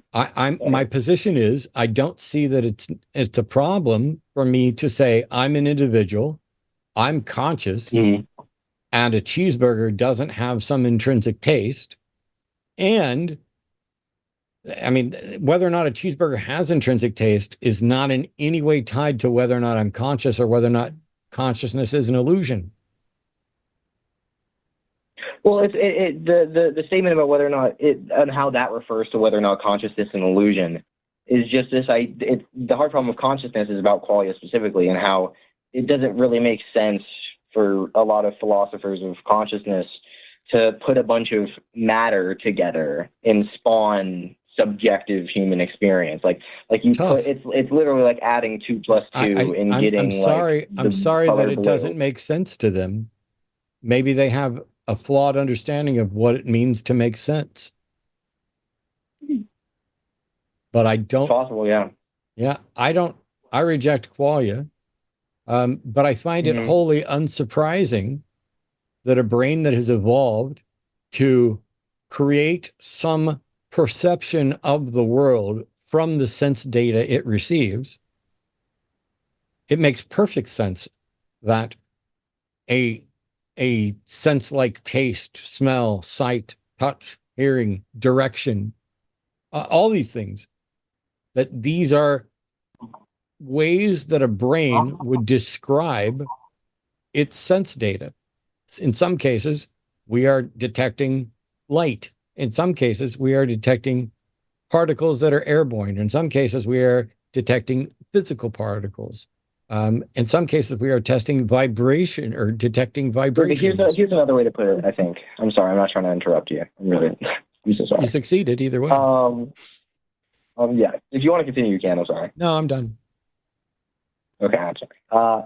It's also kind of the hard problem of consciousness is also kind of a question of why. Like why, when you taste a cheeseburger, does it happen to subjectively cause you the experience that it does? Why does this conscious experience arise in the way that it does? Why is the color blue the color blue? Why is the color blue not different in our because eyes, it is. basically?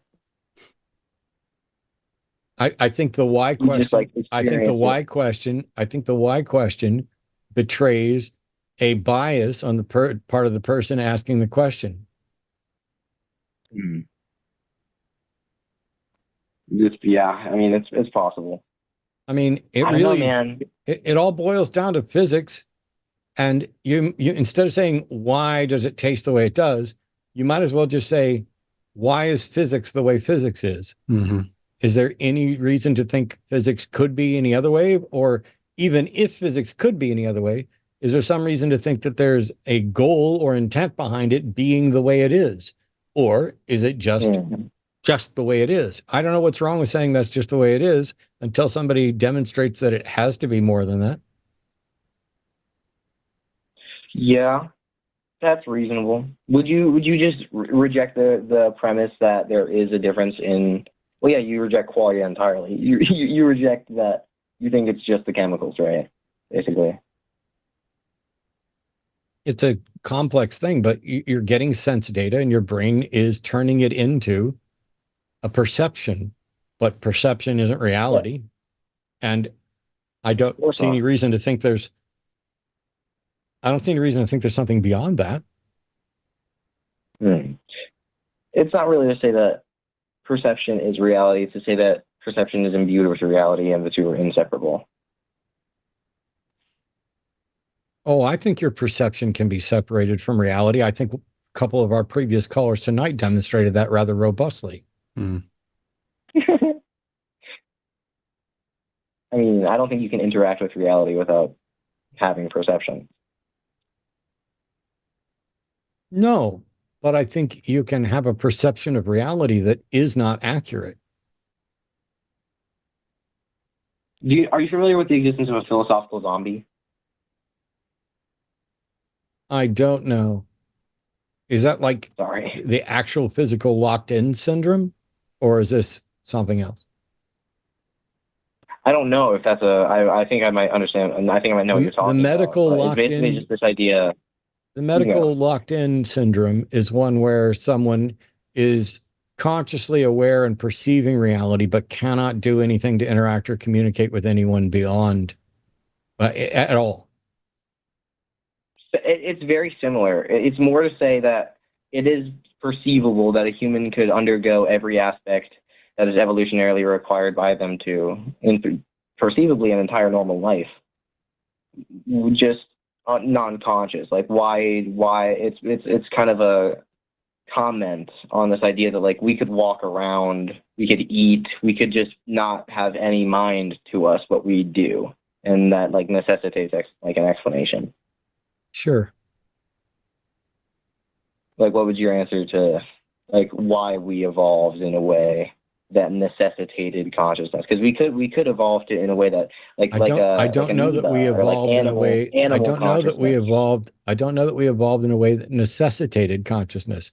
We just evolved in a way that produced consciousness. I don't know that it was necessitated at all. Yeah. I actually see that. You know, why did I evolve with fingernails? That's fair. Yeah. I mean, I definitely have them. I have to trim them. They're really cool in the sense that they grow back to replace. So it's a durable thing.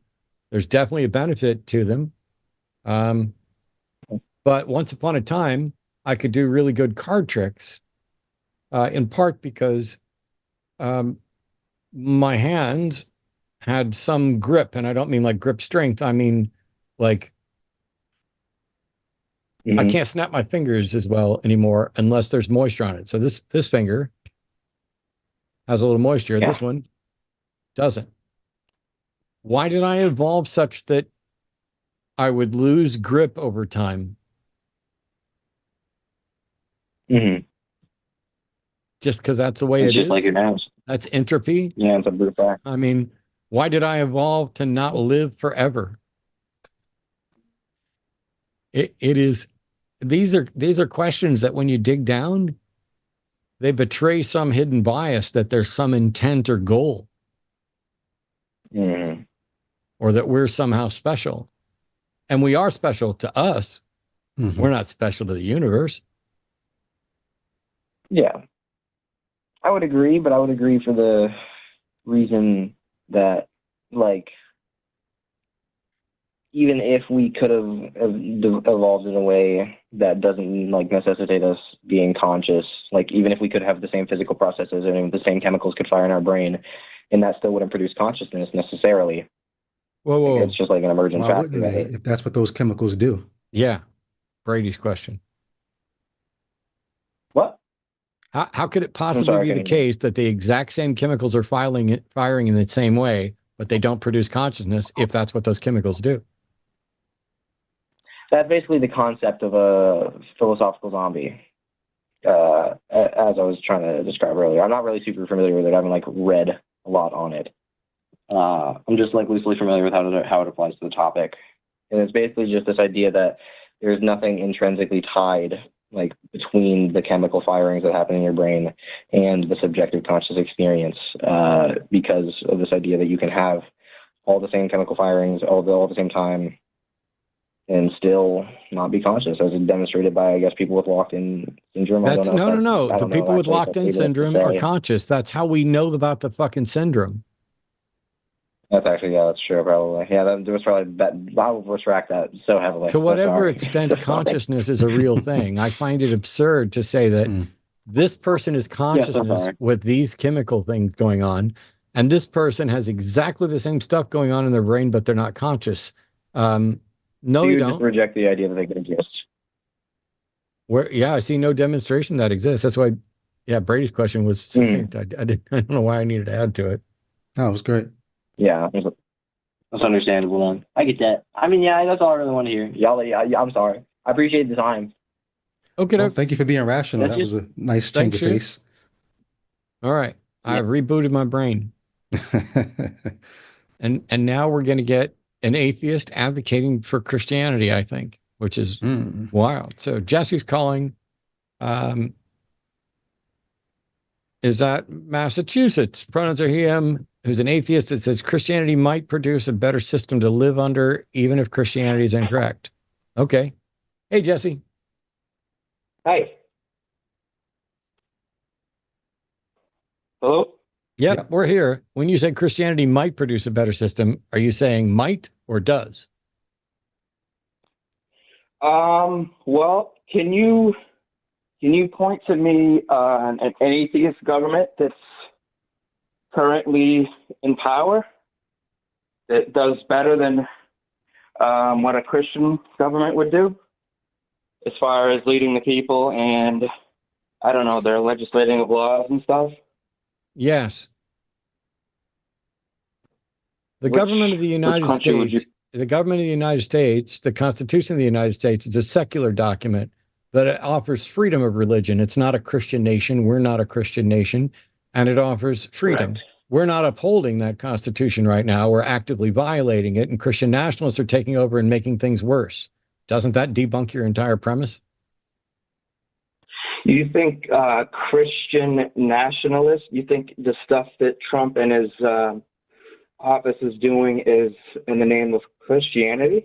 I think Project 2025, I think, is done in the name of some view of Christianity. There are other views of Christianity that aren't consistent with Christian nationalism and maybe aren't consistent with Project 2025. I just don't see where they're necessarily good or better or necessary. What is it that Christianity, any version, can offer us that is true and good that we can't get from something like secular humanism? Well, the only thing I could point at is birth rates. I think that atheists oh my God.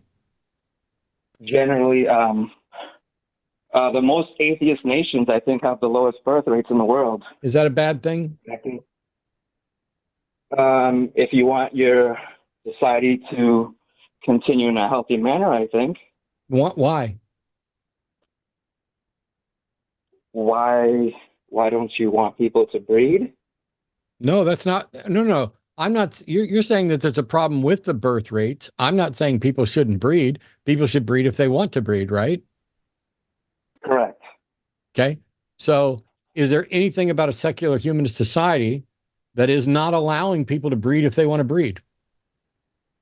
No, that's totally free. No. So there's nothing about secular humanism that prevents people from breeding if they want to breed. So Correct. how is that? How is it that Christianity would be better? Well, Christians in the America tend to have a lot more children than atheists.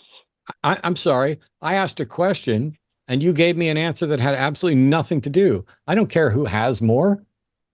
More doesn't mean better. Correct. Correct. So let's make a point that is not irrelevant. You're saying Christianity would increase the birth rate, and I'm saying I'm not necessarily convinced that that's remotely true, but also I'm not convinced that that's good. I asked for an example of something true and good that we can only get from Christianity. True and good that we could only get from Christianity. Honestly, the only thing I could come up with is just statistics. The statistics of the birth rates. Honestly, Okay. I can't really. I mean, you're free to do what you want in your secular society, but the numbers don't bear out that those. You don't have numbers. You don't have numbers on this, Jesse. You don't know what you're talking about. And you've been convinced of some absolute bullshit with regard to birth rate, such that even as an atheist, you're buying into Christian propaganda. So since you can't produce anything, what are we going to talk about? I mean, I guess you shut me down. There's really not much else to talk about. Okay. Do better. Okay. All right. I mean, we That's know so the Christian weird. nationalist talking point is having more children is good because we need to outbreed Islam. We need to outbreed, these other ideologies. That's why they would say it. I was curious why he would think it's better. Yeah. I mean, China throttled their birth rate because they were increasing at too great a rate to allow it to be continued to be supported indefinitely by their available resources. They overcompensated, is my understanding. I have no expertise in this, but based on what I've read in the last couple of months, China overcompensated. And so now they're changing their policy and encouraging an increase in birth rate. And this is evidently terrifying to people who see a potentially declining birth rate in the United States and Western countries. And that's because you guys are stupid. That's because you are terrified of things you don't understand based on information you cannot back up. And you presume that you're able to determine, oh, this is a good thing, this is a bad thing. First of all, you have no reason to think that the natural extinction of the human species is a bad thing. Oh, it's definitely bad for the humans, but is it bad for the universe? Is it bad for the other life on Earth? I don't know. Yeah. I still would like to see humans persist and continue, but I don't think declining birth rate is what's going to take us out. I think Trump and people like that are going to take us out.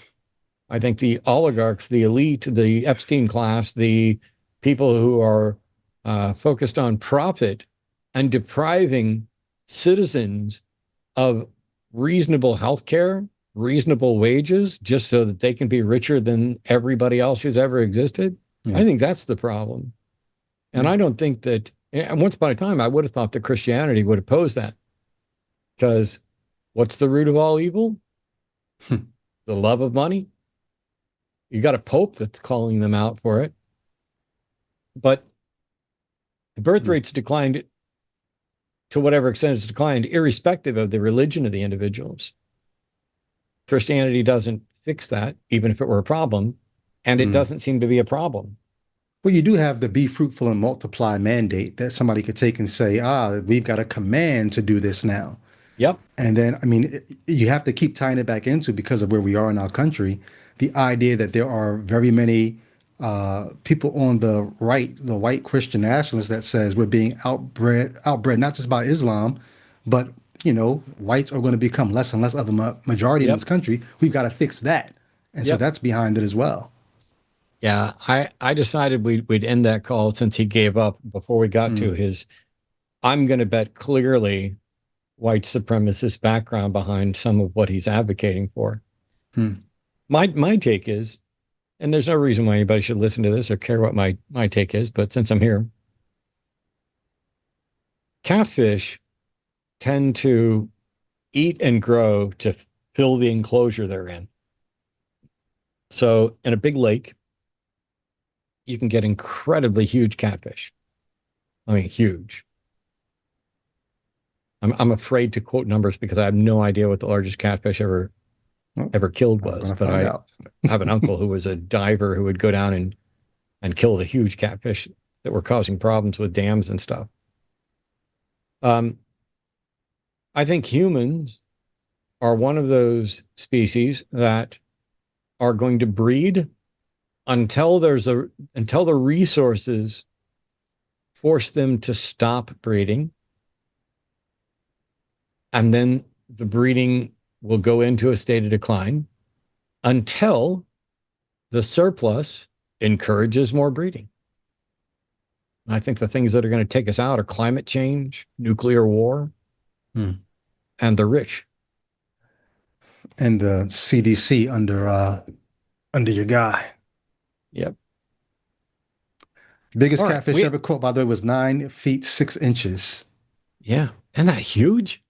9 feet 6, 146 pounds, I think it said. Yeah. That's nuts. By the way, we breed snakes. Snakes tend to keep growing for their entire lives, but after they reach a certain length, they grow like millimeters a year or whatever. But we have downstairs, I want to weigh her. We've got her on a diet, but we have a Bruddles carpet python, or Bredley's carpet python, if you want to be picky with somebody.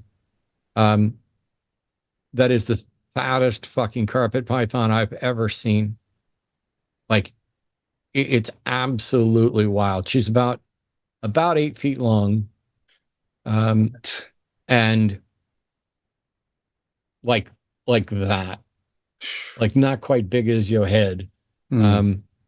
And the guy that I got her from named her Void because she was an endless void. No matter how many rats he'd throw her, she'd just keep eating them.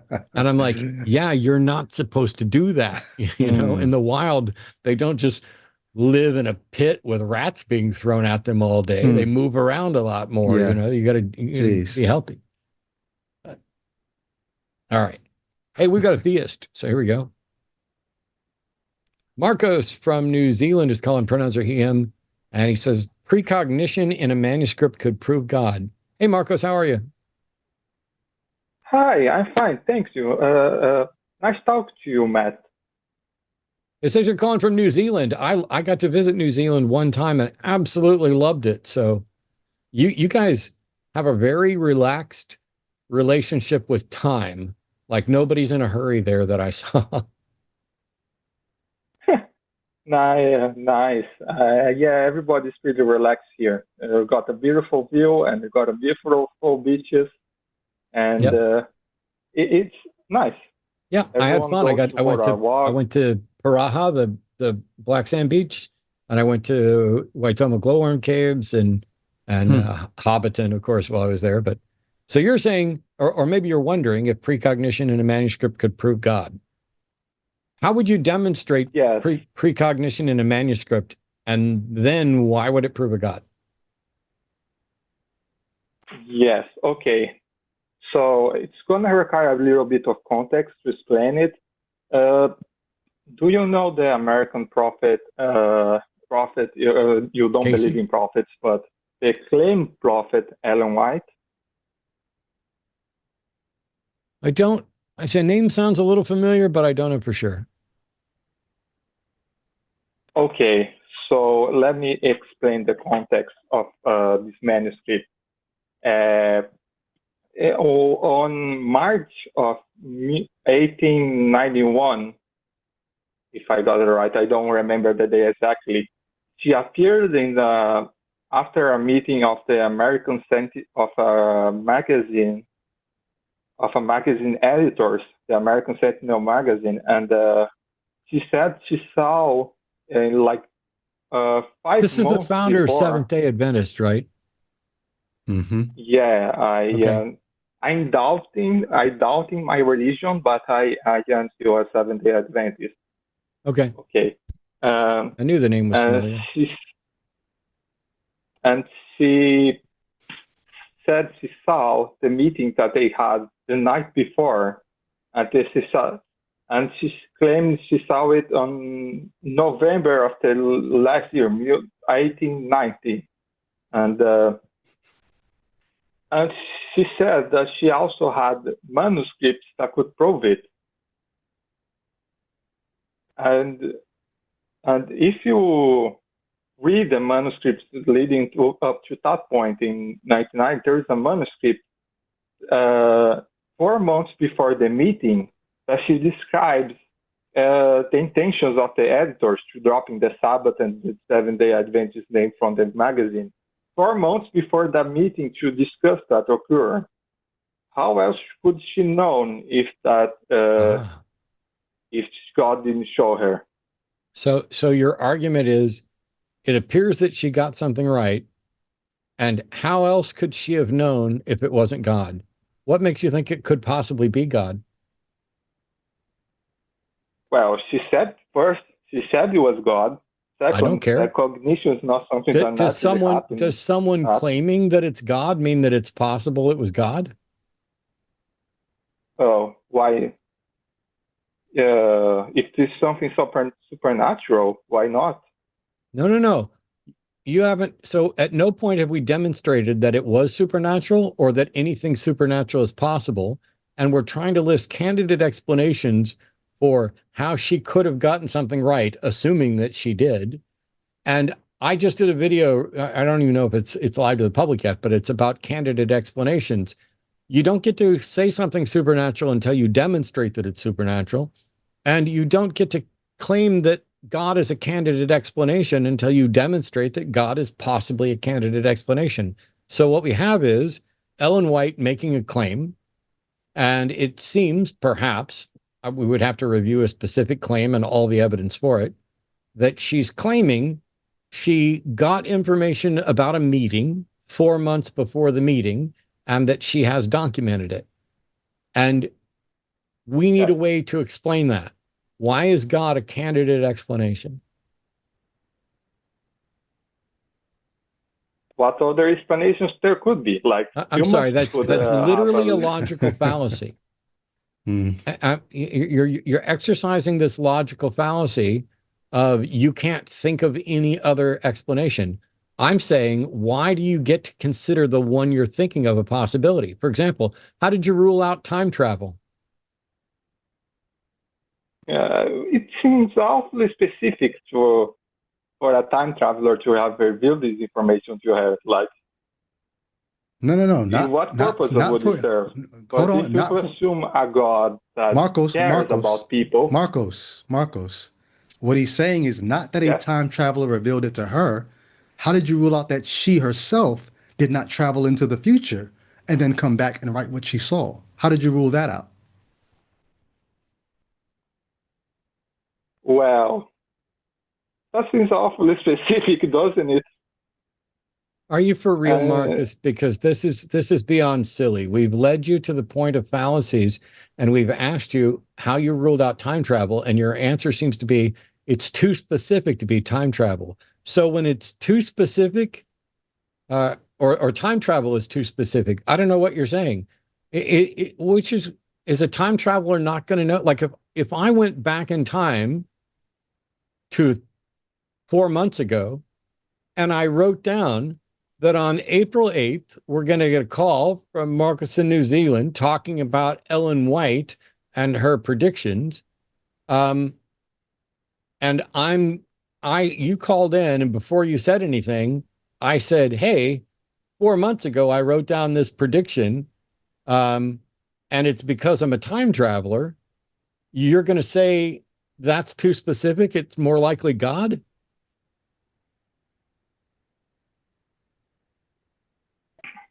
Well,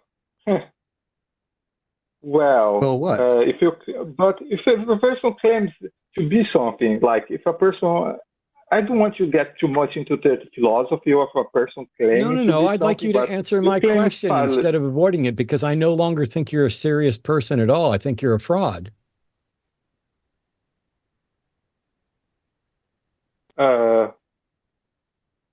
I'm sorry. Why am I a fraud? I Okay. Hey, I just it's can. really easy. I literally just asked you if when you had called in, I said, I wrote down what this call was going to be about 4 months ago, and it's because I'm a time traveler. I asked you, would you then tell me that my explanation is too specific?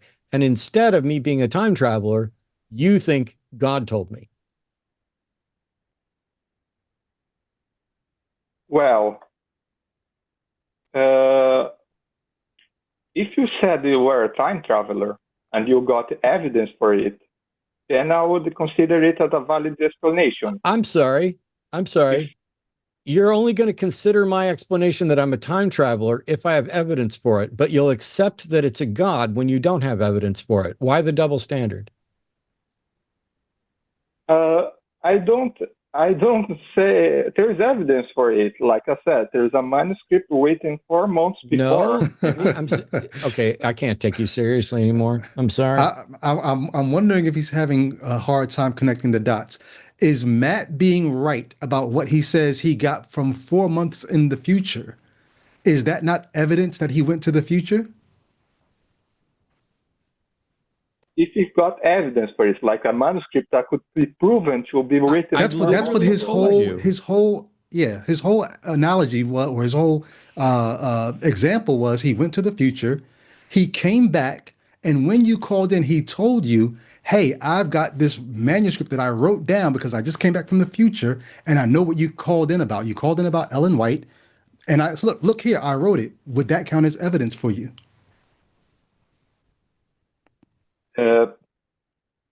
Yeah, if it would count as evidence, if the manuscript could be proven to be written 4 months ago. How did Ellen prove that her manuscript was written 4 months prior? Well, she didn't use it right away. But I'm sorry. I'm sorry, Marcus. Wait. How did Ellen prove that her manuscripts were written 4 months prior? She wrote it in Lynn, Massachusetts, and that's where she was visiting. How did she prove? How did she prove that her manuscripts were 4 months old? Like when she walked, did she walk into that meeting with manuscripts in hand, ready to show them right away? Or after the meeting was over, did she produce manuscripts that she said were 4 months old?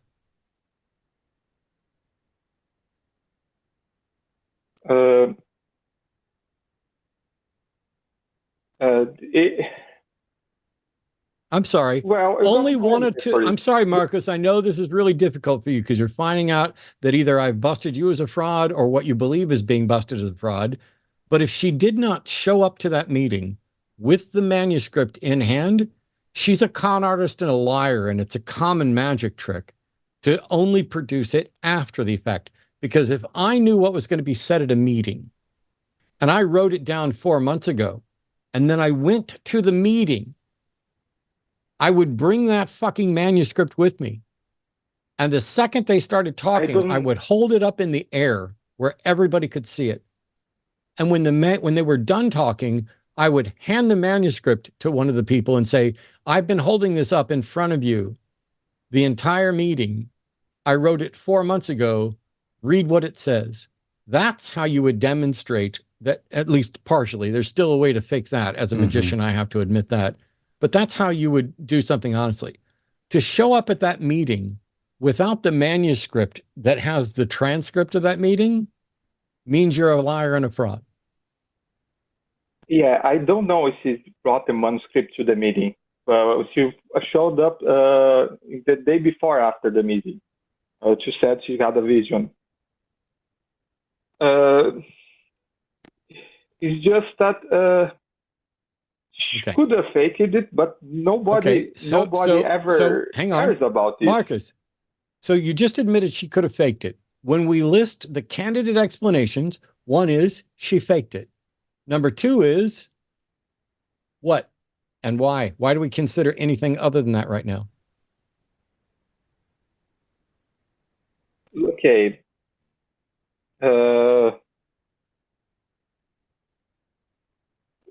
the manuscript, if she faked it, why the manuscript isn't more now you're just more making detailed? now you're just making excuses. You're ignoring the question that I asked because somewhere in your conscious or unconscious, you realize that you're about to have to admit how absolutely wrong you are.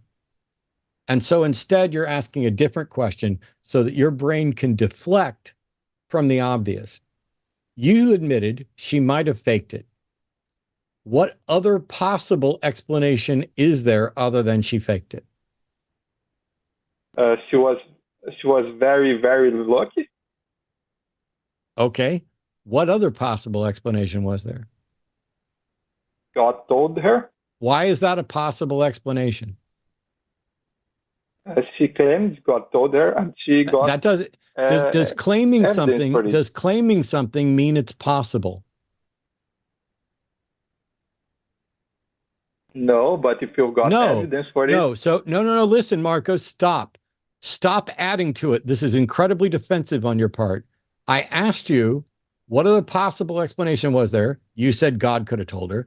And I asked you, how do we know that's possible? And your answer was because she said God told her. And I said, does her claiming God told her mean it's possible? And you said no. So now we have to go back and say, why do you claim it's possible that God told her?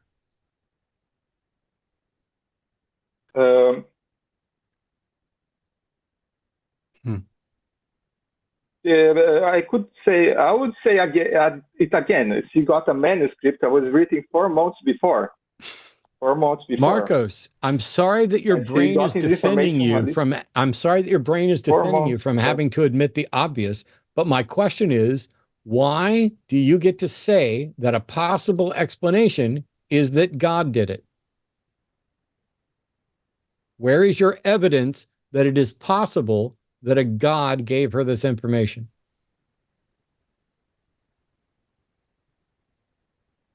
I could. I am sorry, Matt. I am like stuck in this physical realm. I can't see the mental cognition. I'm sorry. I didn't ask you whether you're stuck in a physical realm. I seem to be stuck in a physical realm full of people who will not answer the question. And my question is, what is the justification for claiming that God is a possible explanation for her having this information? That all rhymed, by the way. I get bonus points. If no other, okay, I will go to this. If no other explanation is possible, then no, Marcus, you just gave us two possible explanations. No. Please stop it. I'm going to give you one last fucking chance to answer the question instead of avoiding it, or I'm going to hang up on you. What is the justification for claiming that God is a possible explanation for her having that information?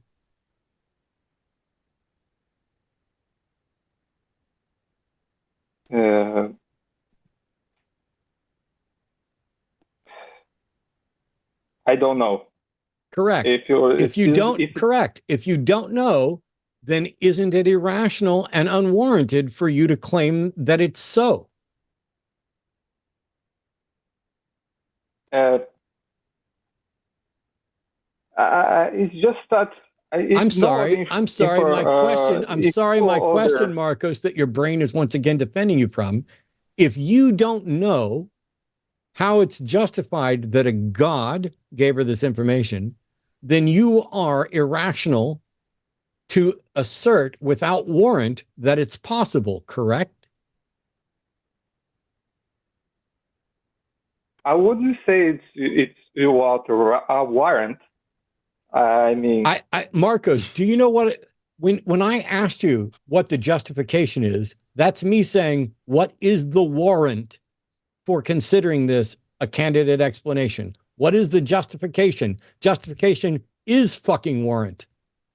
So if you don't have justification for claiming that it could possibly be God, then you are either lying or irrational when you assert that it could be God, right?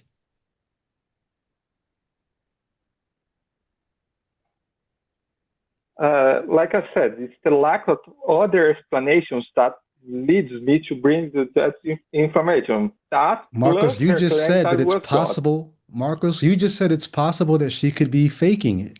So you can't say there's no other possible explanation. And the question I would have, if you said it's possible and you can't explain why God is possible, why is God more, not just possible, why is that more probable than the explanation that you just said is possible? She's faking is possible. You can't explain why God is possible. So why is God more probable than the explanation that you just said is possible? Well, then you have to see how could she fake it?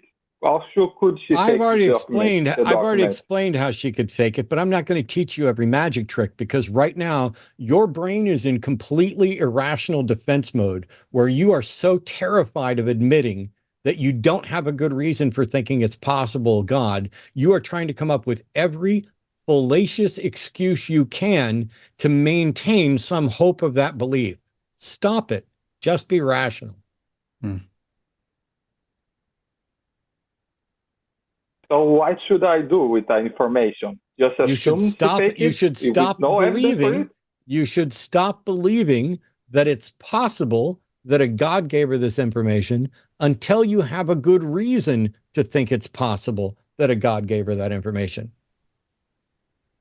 Or Marcos, how about you Isn't a do this? manuscript Marcos, Isn't a manuscript written 4 months before a good reason? Or Marcos, you don't have evidence. I'm gonna stop after this because Brady's been trying to say something. You don't have evidence that the manuscript was written 4 months earlier. You have a claim which you can't demonstrate, you can't investigate, and you've already admitted could be faked. You also, she didn't present it at the meeting, as far as you know. You have nothing but a fucking story, and you are so attached to this story that your brain is tying itself in knots right now to avoid admitting that you don't have any good reason to think that a God did it.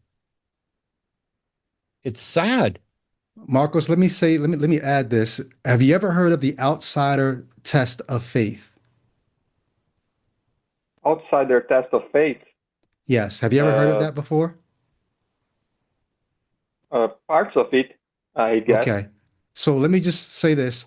One of the things you asked, what should you do with this idea that she's had this manuscript for 4 months? Here's what you can do. Do the same thing to the religion that you're inside of that you would do to religions that you are on the outside of. What would you say if another religion, a God that you don't believe in, but their prophet had a similar claim of a precognition in writing?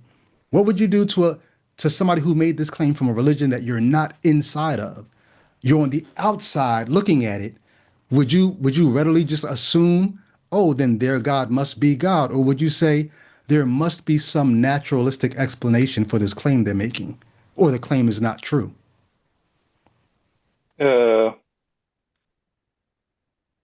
I haven't seen another. I'm not asking you if religion you've with, seen. I'm not asking you if you've seen. I'm asking you, what would you do if you heard the claim from a religion that you are not on the inside of? The outsider test of faith is treat the faith that you're on the inside of the same way that you treat faiths that you're on the outside of, and see if it's just as easy to believe it.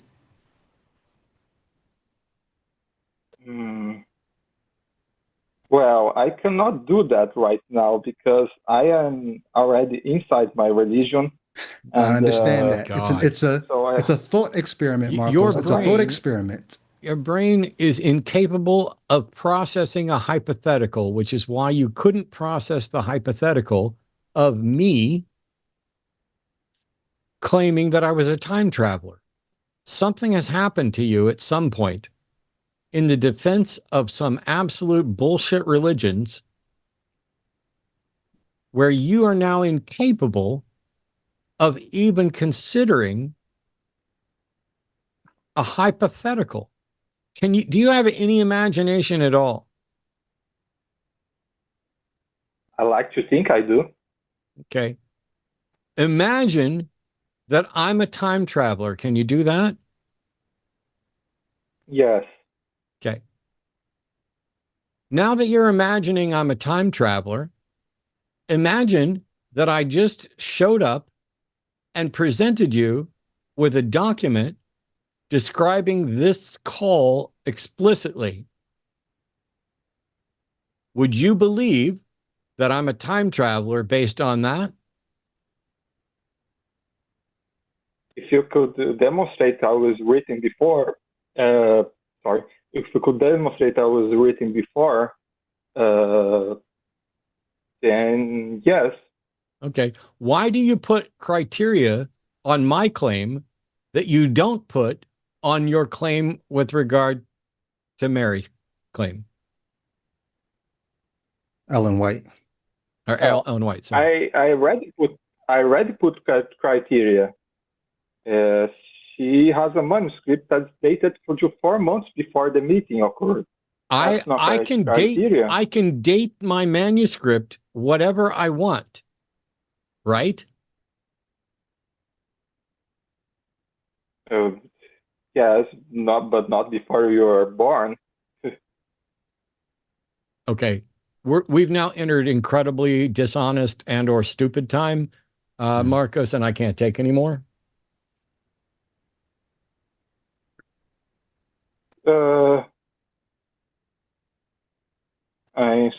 I'm sorry if I offended you in any way. You didn't offend me. You didn't offend me. You didn't offend me. Your brain is broken on behalf of a religion, and it's preventing you from being honest or evaluating claims honestly, which is why your last step of defense was to joke. You are engaged in special pleading. You are taking Ellen White's claim at face value with no investigation and no justification, and concluding that because you personally can't come up with a better explanation, even though you admit it's possible she faked it, and you admit that you don't have any reason to think it's possible that God did it, you're still going to go with God did it as the most likely explanation. And when I give you an example of a direct analog to that, you want to try and claim, well, if you could prove it, cool. You have no proof. You are in an embarrassing cycle right now. And this is a great call. Yeah. It's going to be awesome on the internet. People are going to watch this and see exactly what happens to a brain that is so polluted by nonsense that it cannot even evaluate a fallacy or a hypothetical honestly. Every single question that would have exposed the problem, the questions that Brady and I work with, because we've done this for a while, your brain deflected like you're some fucking Jedi swatting away shots from a drone so that you can say, but what else could it be? But what if she had evidence? But what if this? What if it is a level of delusion that I thank you for putting on display, because your call will be the example for why we can't get any rational defenses of religion. This is what religions do to a functioning brain. They fill it full of bullshit because maybe there's some hope there. Or fear. Okay, Matt. What should I have done? I already told you. I told you. You should not reach a conclusion that isn't warranted. And so when you hear Ellen White's story, you haven't investigated it. You don't even know the details. You don't know if she showed up to the meeting with those. You've not seen the documents. You have not done anything to verify that they were written 4 months ago. You are believing a story, and which is your first fucking mistake. You shouldn't believe the story. But if you believe the story and you start making a list of candidate explanations, you should only list those things that you know to be a candidate explanation, which means she got lucky, she lied. I know of no other candidate explanations off the top of my head. I don't consider time travel a candidate explanation. I don't consider gods a candidate explanation. I don't consider aliens or some technology from off of Earth a candidate explanation. And yet I don't know that any of those are impossible. And so when somebody asks me, how did Ellen White do this? My first response is, I'm not convinced that she did anything because all I have is a story. But if she did what she said she did, I don't know how she did it. Oh, Okay, I would like to have an investigation about this. Like I said, I am doubting my own religion right now, and And you should be.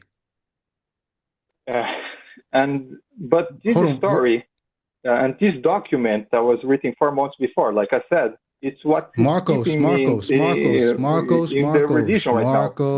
Marcos. Stop saying this document that was written 4 months before. Start saying the document that they claim was written 4 months before. Anyone can claim anything. Real quick, Matt, you're frozen on the vertical.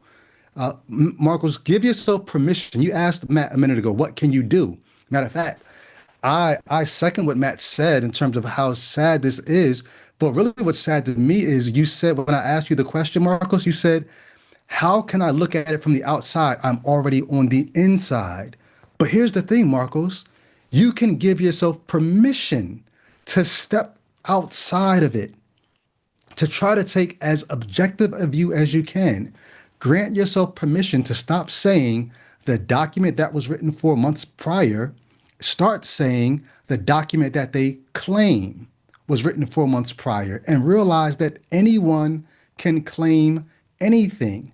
Respect yourself enough to say, why should I believe it just because someone said it? You got to be kind to yourself and give yourself room, permission, grace to ask those kinds of questions, to step outside of the religion that was handed to you and ask those kind of penetrating questions. That's what you can do. Yeah, I would take the advice. I would just like to have an investigation about this, like Ellen White and Seventh-day Adventism and their supernatural claims are not very seen in the outside world, are not very mainstream. And so you have these things repeated, and you have the white state that says the document was written 4 months before with no external investigation. And you kind of just believe it because there is no outside voice. There are niche topics. Well, thank you for calling an outside voice. You should look up Edgar Casey and all the other people who claim to be prophets or claim to get messages, none of whom have been able to demonstrate that there's any truth to their claims. At best, you've got a weak magic trick that any decent mentalist nowadays could mimic. A common magic trick that was done for a period of time that was also, I don't know if it was as popular when Mary White was doing this, but it was something that people in spiritualist churches had done, and magicians would do, is they would put a prediction in an envelope and send it to the venue that they were going to be performing at through the mail, and have that person hang on to that envelope and not open it until the night of the performance, and it would be sealed. And then they would get up during the show and have them open the envelope, which has been in their possession for weeks, and read the predictions in there that everyone would see had come true about things that had happened in the world. Many magicians have done that. I've done things that are actually, I think, better than that now that we know how that one's done, but many magicians have done that. It's a magic trick. It's a lie. I don't have any reason to think that she wasn't doing something similar. If she did anything, like, we're still just talking about a story. Yeah. Thank you. I would like to I would appreciate if there was more investigations into this topic with more debunking of any. Well, I assure you that these claims have been investigated as best they can by skeptics many times. Have you looked up debunking Ellen White? Yeah, but these are mostly. There is one. There was one debunking Ellen White. Her name is Ellen White, not Mary White. Ellen White. Ellen G. White, sorry. that was related to this story, but they could not explain the manuscript 16, 1980. That's the manuscript I said it was written 4 months before. They said it was likely that someone informed there that there would be dropping the Sabbath, but I think this is unlikely because of I no longer care, Marcos, because I literally typed debunking Ellen G. White into Google, and I have a number of universities, Christian organizations, and skeptic organizations that have articles dating up to even last year on debunking Ellen White, the false Christ of Ellen White. Did Ellen White give failed prophecies? Who is Ellen White? Prophecy blunders of Ellen White with the inspired prophet. Why do people think? There's tons of these articles. Have you read them all? Because I'm going to bet the answer is no. I haven't read them all. I haven't read some. Okay. At the end of the day, I don't know what other investigation somebody could do. How do you go back, unless you're a time traveler, how do you go back to the late 19th century and investigate how she did whatever she did? Yeah, it's just that this is a very niche topic, even for Ellen White. It's called the Salamanca experience, and it's giving us, some apologies for her, giving it as a truth. No. Supernatural powers. No. Stories don't become more believable when it's further in the past and you can't investigate them. They become less believable. And the proof of this is really simple. Did Ellen White advocate for a real God? Yes. Does that God still exist? I don't know. I believe he still does. Okay. If that God still exists, why hasn't that God proven that Ellen White was not a fraud? Because he wants people to have faith.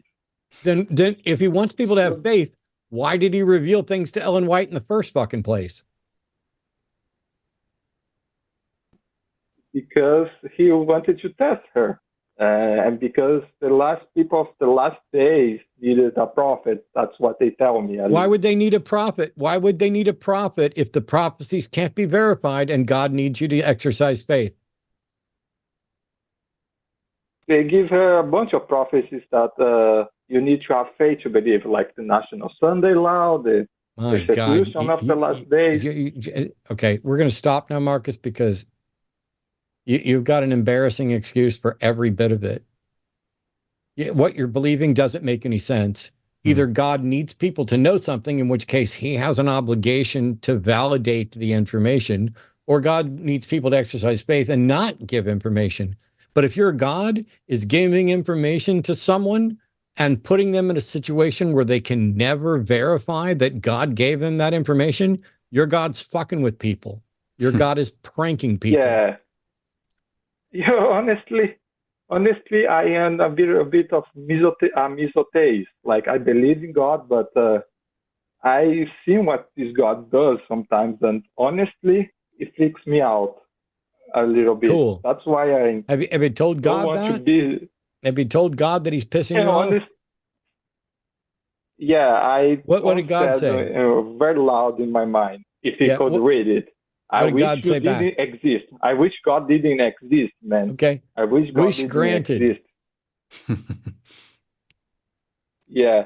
But I know, then they have these stories. They tell me, I know, God does exist. Look what he done here. He given this girl a vision of a meeting 4 months before it occurred. Here's the proof, and here's proof, and here's proof. And I get crazy with this story. I don't know what to believe anymore. Yeah. If you don't know what to believe, this is what happened. If you don't know what to believe, the most important thing you can ask yourself is, why do I still feel compelled to believe it? Because I don't think belief is a choice. I think belief is something that you're convinced of. And you can be convinced for good reasons or bad reasons. And you've already acknowledged, essentially, that you're not convinced for good reasons. And that means that you're convinced for bad reasons. And I think that you're convinced because you're afraid of the consequences of not believing if you're wrong. Yes, I I am afraid of many bad stuff that could happen if I am wrong. Yep. And that's how they keep people in belief. Because if they can't make any kind of demonstration, the only thing they have is a carrot and a stick, a promise of a wonderful afterlife or a terrible afterlife, and nothing in this life. Yeah, yes, I agree with you at this point, Matt. I wish that there was more of an investigation to this story. I just found one, and it wasn't very convincing for me. Because of the manuscript, and I've been crazy about manuscript. They say it was written 4 months before. We They got said you. it's a case of recognition, proves God, proves Ellen White, proves everything. And I'm here, just taking it. Just Marcos, taking it all in because I don't have a better explanation. Marcos, I don't have a better explanation. Everybody in the chat. Let me see how many people are watching this right now, Marcos. We got close to 2,000 people, at least on the horizontal, maybe more on the vertical. Thousands of people right now, Marcos, are watching this and hoping better for you, hoping better than this. There's so much better for you than this. And you're not going to be alone if you challenge this and decide you demand better. You demand better evidence. You demand better reasoning. Like, you don't have to do this with your life. We all did it for different religions. We all did it. We came out of it. The ground didn't open up and swallow us. Lightning didn't strike. We want better for you, man. I want you to Thank you. I want you to take down one bit of information. Set aside all the arguments, all of the fallacies, all of the frustration of not. Contact recoveringfromreligion.org. They are not going to try to talk you out of your religion. They exist for people who are struggling with different religions, who have found their way out or who haven't found their way out. But you're not alone. You're not the only theist. You're not the only Christian. You're not the only Seventh-day Adventist who has had these questions, and they are the experts. My expertise is in arguing and calling out bullshit. I am not an expert in counseling people who are struggling with stuff, which is why at this point, we're going to let you go and move on to somebody else, but definitely reach out to Recovering from Religion. If you wind up with a stronger reason for your belief at the end of it, cool. At least you tried and you thought. But if you're just sticking with something because you're afraid, there are plenty of people who are going to help you realize you don't have to be afraid. Because if your God was going to punish someone for speaking out against him, wouldn't he punish me before you? And my dumbass is sitting here with hundreds of thousands of subscribers, people tuning in left and right. And I trash talk every fucking God and holy book and supernatural and spiritual bullshit out there.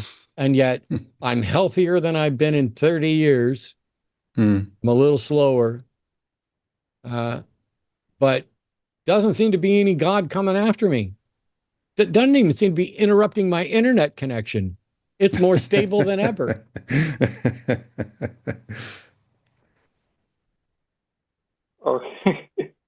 Okay. Yeah. You're safe at least till he takes me out. I need to take a step back, look at it with more skeptical eyes, have a more skeptical mindset. Yes, sir. Look at 100%.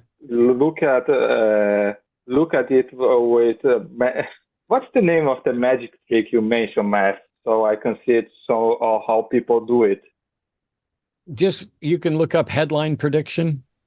You can do magic trick headline prediction. There's a number of different versions. Not every magic trick has an official name or whatever else, but I'm reluctant to point you in that direction because while you'll find an answer, when I do magic shows and I do them to teach skepticism, I point out that I don't tell people how I do the tricks that I do, because if I tell you how I did it, then I run the risk of you thinking you know how it's done. And the reality is there's a bunch of different ways to do almost any magic effect that there is. And so if you learn one way, you've now only managed to solve one way. And if they manage to do the trick a different way and prove to you that they didn't do it the way I did, now you're even more likely to think that they're for real, because you've conned yourself into thinking that you can't be fooled because you know how the trick's done. The reality is the tricks are done many, many, many different ways. Yeah. All right. We got to go, Marcos. I appreciate the call. Thank you so much. Keep thinking. Yeah. Give yourself permission to say, I don't know. And Brady, thank you for the advice. I'll take Good talking to you, man. Sweet. Thanks. Thanks, Thank Marcos. you. Somebody in chat said the magician's code. I don't give a fuck about a magician's code. I'm a fan of Penn and Teller. I don't expose it for two main reasons. Three main reasons. One, because I said this in the magic show. One is that some people in the audience don't want to know how it's done, and it would be a disservice to them to ruin it just because somebody else in the audience does know how it's done. Number two is many of the tricks that I do are things that other magicians do for a living. And while I've been paid for many magic shows, it's not my regular day job. Why would I ruin somebody else's job just to satisfy a couple people in the audience? And then the third reason is the one I already stated about then you run the risk of thinking you know how it's done. We got some calls coming in here. We're going to take one from JC here, a theist, in just a second. But I need to remind people that not only are there a bunch more shows here on the line, but we operate off of your generous donations and your support, which you can do by liking and subscribing. You can join the channel. You can go to patreon.com/calltheline, and you can send in your super chats. And Brady and I are going to be reading all the super chats over $10 today after we get done taking calls. So by all means, get them in. If you had a better thing that you could have said to any of the callers, including the ones with a tenuous grip on reality, feel free to just send those in so that we all get better at this stuff. All right, so here we go, Brady. We've got a theist, JC from Georgia, pronouns are him, who says the Bible is not BS. Hey, JC, how are you? I'm doing okay. How are you doing? Pretty good. Is nothing in the Bible BS, or just is it all accurate? I believe the Bible in its entirety, from the beginning to the end, is complete with internal evidence, external evidence, and historical proof to prove what's written inside is true and based on facts. Cool. So let's just start right at the beginning with Genesis 1. What is the historical and scientific evidence that in the beginning God created the heaven and the earth? Yeah, so for start, you have three things that have to exist in the exact same time in the exact same place that create everything that we know in existence, which is space, time, and matter. So without space, you can have time but matter, but you don't have anywhere to put it. Without time, you can have space and matter, but you don't have a beginning or an end to where the space and the matter is. And without matter, you can have space and time, but there's nothing to exist in the time or in the space. And so in Genesis 1:1, God creates space, time, and matter. And in order Actually, for that's not what it says. That's not what it says. That's not what it says. But also, I said, what is the historic and scientific evidence for Genesis 1:1? Because it says that God created the heaven and the earth. You've just described space, time, and matter. You haven't presented any scientific or historical evidence that God created heaven and earth. Yeah, so that's what I was getting to. But space would be the heavens, earth would be the matter, and time is in the beginning. So in order for something, time, space, and matter to be in existence, outside of those I'm sorry, things, JC. You don't get to revise stuff, but even if we were to say that heaven is space and earth is matter, even though there's matter beyond earth, where's the demonstration from history or science that God did this? Yeah, so science itself says that nothing can come existence from nothing. No, it doesn't. So JC, that's not what science says at all. But Okay. also, science doesn't claim that something did come from nothing. What did God create heaven and earth from, in your view? Well, in order for something as in time, space, and matter to exist, No, that's not what I asked. outside of time, space, That's not and what I matter. asked. Yeah, That's I'm not what I trying. I'm asked. trying to answer your question. Well, you're failing, so let me re-ask it. Yeah. Genesis 1:1 says, "In the beginning, God created." Uh-huh. What is the Yes. historical or scientific evidence that God has ever done anything? Yeah. Scientifically, you can't create water from air. No, sir. So in order, no, sir. air cannot turn no, into sir. water. No, sir. Water cannot No, turn sir. into air. No, sir. No, sir. I don't need you to parade your Okay. scientific ignorance, because even if it were true that you can't create water from air, that is irrelevant to whether or not science confirms that a God has ever done anything. So once again, what is the scientific evidence that a God has created something? Yeah. The scientific evidence is that nothing can exist from nothing. No, that is not the case. That is Do not you- the case. Okay, so JC, can we JC, agree JC. No, we can't agree with that. Yeah. I didn't agree with it the last time you uttered it. I'm just trying to find I'm sorry. some common I'm ground. sorry. Where- I'm sorry. I'm asking you, what is the scientific evidence that God did anything? Okay, I'm trying to understand where you consider life to begin. Is it the Big Bang? Is it all of a sudden Oh my there God. was a single-celled organism and now we're in existence? JC. Yeah. Okay. Where Yes. I consider life to begin is irrelevant to whether or not science confirms that God did something. The beginning of life is irrelevant to whether or not God did something. How can somebody show that? I'm sorry. Why are you fucking talking? Why are you fucking talking when I'm trying to answer your question when you have failed to answer mine repeatedly?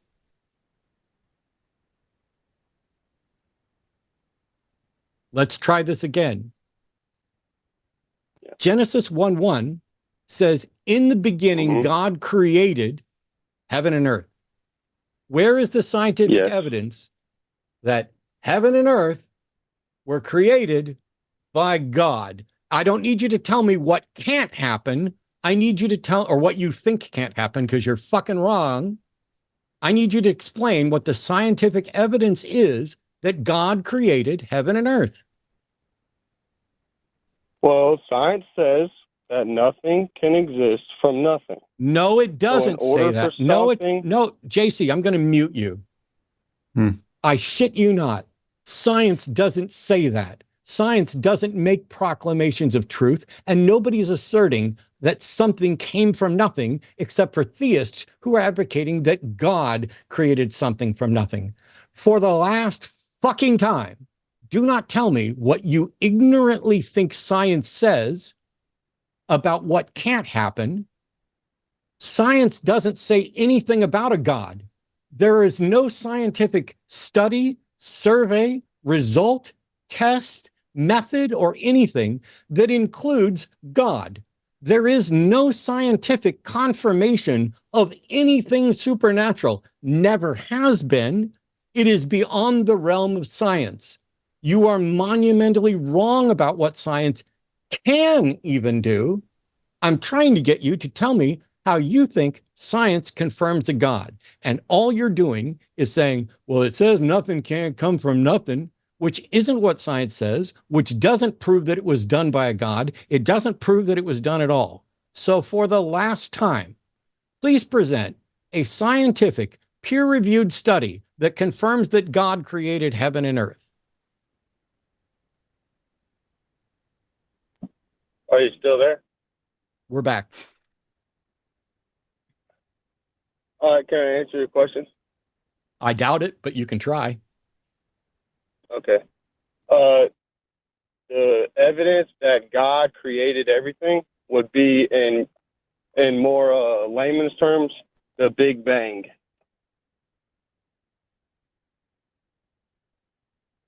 Okay. Big Bang Do you believe in the cosmology. Big Bang? Or is that I'm sorry. Big Bang cosmology is the current best explanation for all of the available evidence that talks about the expansion of everything, the expansion of space-time from right? a beginning that doesn't mean something was created. It only describes the expansion. We have no ability to explore that expansion, even with mathematics, prior to the Planck time. It is entirely possible that everything always existed in some form or another prior to the expansion. The Big Bang is not confirmation of a God. The Big Bang is a description of what happened from the tiniest fragment of a second from when the singularity began to expand forward.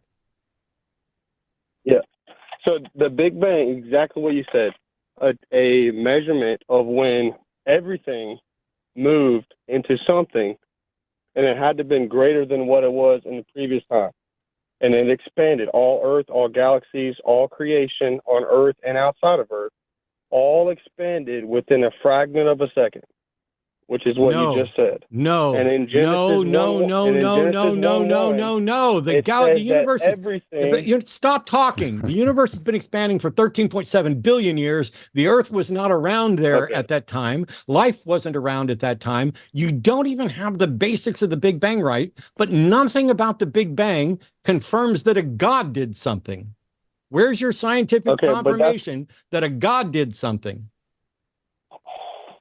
That's what I'm trying to explain to you. I'm trying to find a common ground. You can't explain shit to anybody, JC. How would you show that a God did something? A beginning of anything. I'm trying to understand what you consider the start of anything, whether it's a single cell, whether it's a one fragment of something that happened in space or matter or time that began what we consider to be JC, what's the difference between a cell and an atom? Yeah, a single cell, a single atom, a single cell organism, a multi-celled organism. JC, anything. What's the difference between a cell and an atom? Yeah, there's multiple atoms, whether it's valence electrons, neutrons, protons that make up an atom, and then atoms are formed into a single cell organism. I've unplugged my headset, so yeah, Brady. We can break down. We can get into the chemistry. Random science words prove God. I give up. No, JC, the problem is that you JC, can't find the beginning of your life or of life at all. JC, so you do you understand that nothing? What you're doing is you're trying to reverse everything back to here's the furthest that we know, and we can't go back beyond that. And because we don't know anything beyond this point, therefore, my explanation must be what explains this. And my explanation is God. God for you seems to be a catch-all category of, if I stick all of the omnis, omnipower, omniscience, omnipresence, if I stick all the omnis into a huge question mark and put that back beyond the Big Bang, then I can say that question mark did everything that came after that point. But you can't demonstrate that question mark. You can't demonstrate your God. What Matt was trying to get you to do was explain or expound on any evidence for the God that you think did everything that comes after the point that you want to say, see that point there? My God's beyond that. Demonstrate your God beyond that point. Yeah.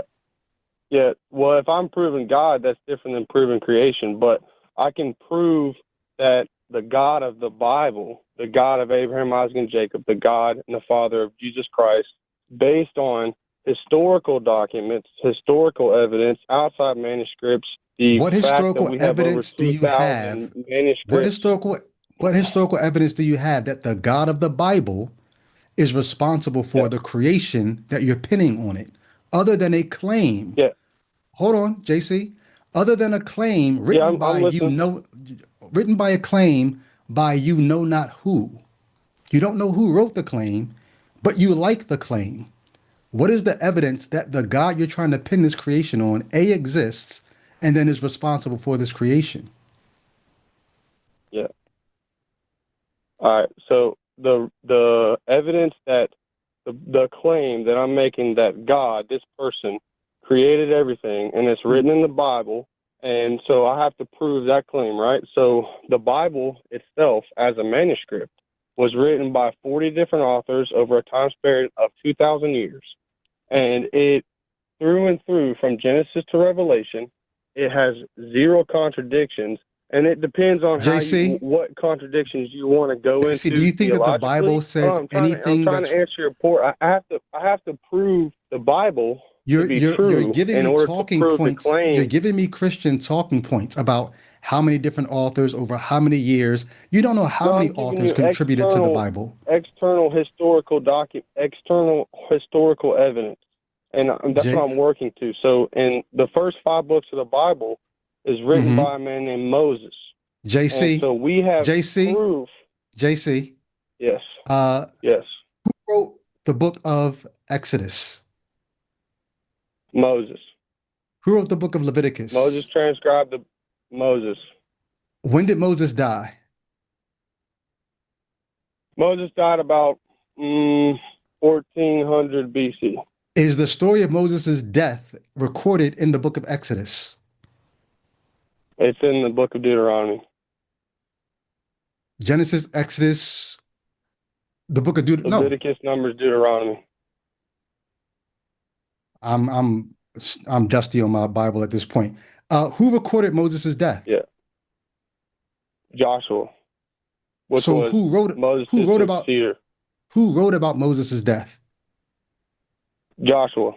So then if Moses' death is in Deuteronomy, then did Joshua write Deuteronomy?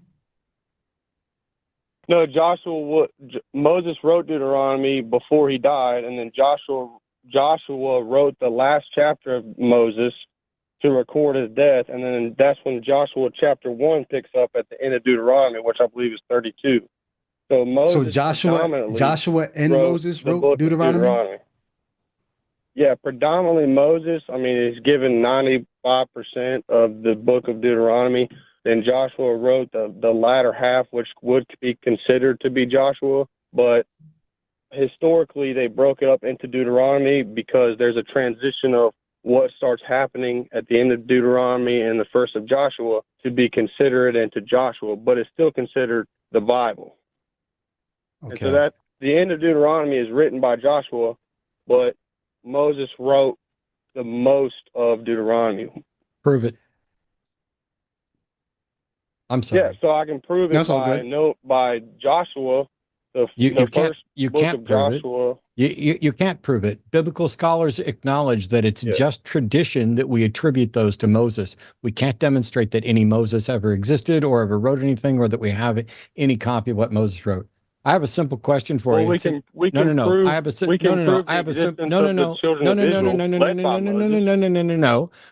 question. Which came first, plants or the sun? The sun. Why does the Bible say plants were created the day before the sun? It doesn't. So there's 2 different lights. So there in Genesis 1:1, God created.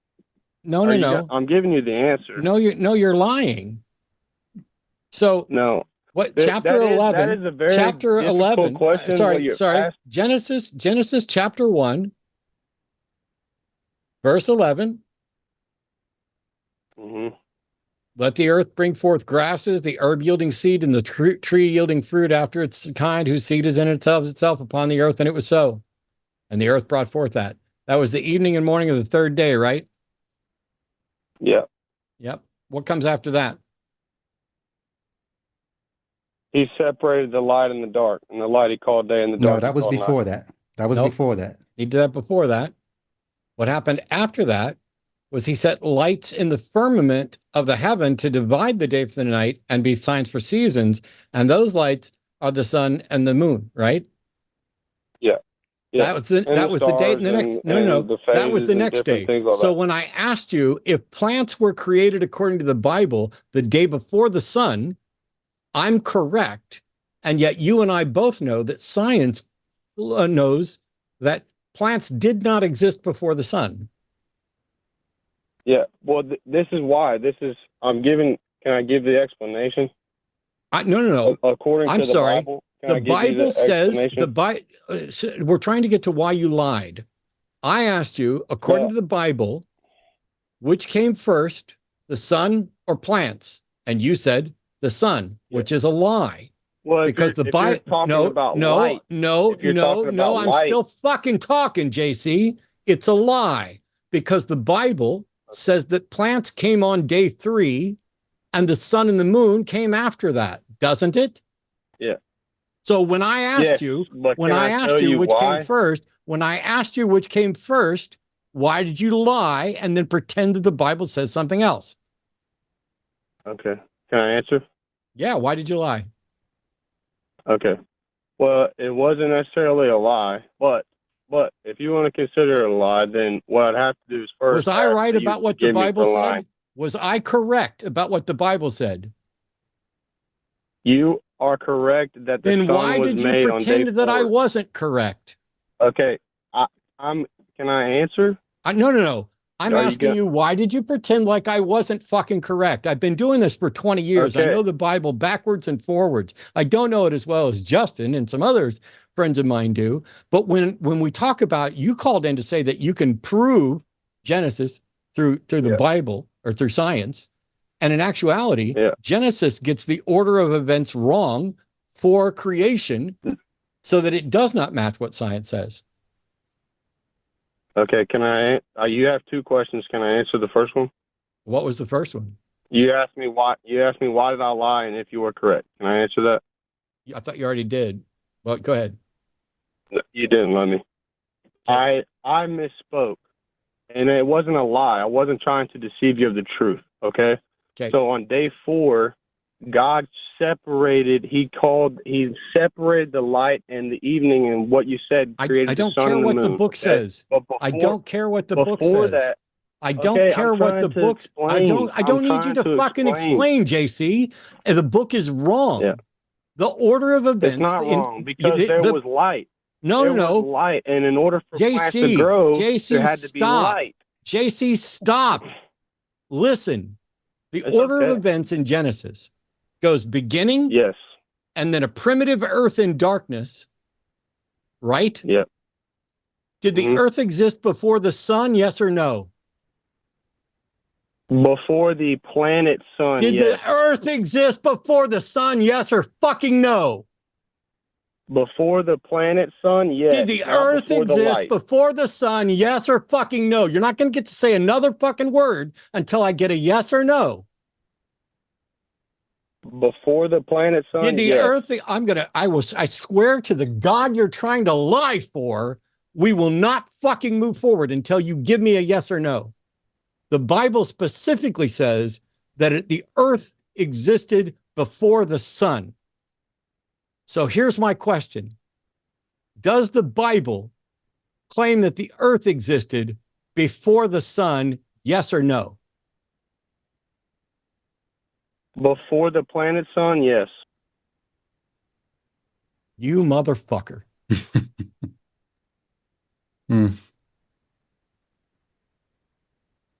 There's only one fucking sun, and that's the Earth's sun that we're fucking talking about. You didn't need to add any clarification in. You're a disgusting, dishonest liar. You are lying for God, who doesn't even exist and will not appreciate it. The fact is, the Bible says the earth was created and in darkness, and the sun was made after that. And science says the opposite is true. So which one's correct? The order of events in the Bible or the order of events from science? Both. Okay. JC, I'm going to mute you again. Both can't be true. Either the earth existed before the sun, or the sun existed before the earth, or they came into existence at exactly the same time. Those are the only 3 options. Which one does science say is true?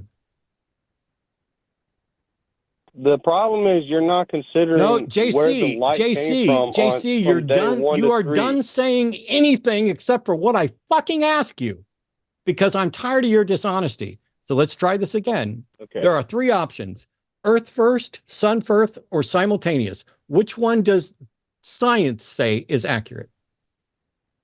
What is the light in Genesis 1, 2, and Genesis 1? You What's the lying, light before the disgusting earth? motherfucker. Which one does science say is accurate? Earth first, sun first, or simultaneous? Light first. No, I asked you, you lying piece of shit. Does the science say Earth first, or sun first, or simultaneous? It says the light was existed You first. lying The light. motherfucker. I'm asking you what science says, not what the Bible says. Does science say the earth came first or the sun came first? There had to have been light. I don't give a fuck. I know that. whether Would you that answer came the from question the I'm sun- fucking asking you, you dishonest piece of Whether shit? that came from the sun or whether it came from JC, God. why can't you Why answer the won't you question? answer the fucking question? It's because you know you're full of shit and you know I'm getting ready to expose you. So here you go. You don't get to answer my question. We all know that science says the sun is older than the earth. And we also know that science says that, yes, light is older than the sun. I didn't say anything about the sun being the first fucking light. I'm talking about whether the sun is older than the earth. The Bible says the earth is older than the sun. This is undeniable. And it's only one of many contradictions in the order of the events in Genesis. Can I add on to that, Matt? JC, what you also don't seem to understand is you might think Matt just threw you a bone because Matt said, we know scientifically that light is older than the sun is older than the earth. But even that doesn't help your case because guess what your Bible says? Not just your Bible, the Bible that I used to love. Guess what the Bible says? The light that you want to take credit for in Genesis chapter 1 that comes before the sun, the Bible seems to think that that light is daylight. Where do we get daylight from? We now know we get it from the sun, but guess what it seems like? Seems like the authors of Genesis chapter 1 did not know that the sun's light and daylight were the same light. The authors very likely, and you can see this in the book of Job, the authors very likely thought that daylight was one source of light and the sun's light was a lesser different source of light. So when you try to say light was there before the sun, and that's where the plants got their light from, Genesis seems to think that the light, I think it's Genesis chapter 1, verse 3, where God says, let there be light. Yes. That Which light. is after the earth. So After, so no, that's before the earth. This is how bad Oh, JC yes, is. after the earth. You're right. Yeah. This is After how the bad earth. JC is. All I wanted to know, see, the Bible says the earth is older than the sun. It also says the earth is older than light. Chapter 1, in the beginning, God created the heaven and the earth. And the earth was without form and void, and darkness was upon the face of the deep. And the Spirit of God moved across the face of the waters. Not only does God have the earth existing first, but waters as well. And then in verse 3, it's let there be light, and there was light. So the Bible has light coming after the earth and water. And God called the light day and the darkness night. So that light is daylight. It's not some cosmic light in the, out in the ether. It's daylight. And then the sun comes days later. Is that accurate, JC? He's muted. Yeah. Because I'm tired of him fucking dodging. The Bible says that the earth existed with water before light and before the sun. Science has light existing first, and then the sun and stars, and then an earth, moon, and atmosphere with dry land, and then sea creatures, and then land plants, and then flying creatures, and then mammals. The Bible has a beginning, an earth with water, then an expanse or atmosphere, then light, and then expanse or atmosphere, then dry land, then land plants, then the sun, the moon, and the stars, and then sea monsters and flying creatures, and then wild and tame beasts, and then man. The Bible's order of events do not match science and are not supported by science. So when I asked JC at the beginning of this call, where's the scientific confirmation that God did anything or created anything? No such confirmation exists because science doesn't make any findings about a God. But what science does do is explore the world and create models. And the models that science has come up with do not match the order of events in Genesis. This is undeniable, no matter how much JC tries to twist himself into lying to claim it does. So, JC, come back and explain to us why the Bible gets the order of events wrong. Okay, can I tell you where the light came from? I don't give a shit where the light came from. What was the question I just asked you? Ask me why the light came before the sun, and I want to tell you. No, I didn't ask you why the light came before the sun, you lying garbalonzo. I literally just asked you to explain why Genesis got the order of events wrong. I don't give a fuck where you think the light came from. I'm aware where science says the light came from, the cosmic microwave background radiation. Why does Genesis get the order of events wrong? Light comes from God, and according to Revelation, the sun is Christ. JC, you are literally he's gonna too light the stupid or heavens. too dishonest for me to engage with. You were too stupid to address the question you were asked, You and have too me muted still? dishonest, You still have me muted? too dishonest to acknowledge that your Who's book is dishonest? The bullshit. person that's muting and not I'm muting you again, baby. I'm gonna mute you every time you lie or dissemble or distract. The question I asked you, and I'm gonna keep asking you until we run out of time or until you give up, is why did the book of Genesis get the order of creation wrong? it's not wrong. We just showed it was wrong. Here. Which is older, the earth or the sun? The light is older. You're so embarrassing. Like if there is a Jesus, he's weeping right now at how shitty you are at defending this.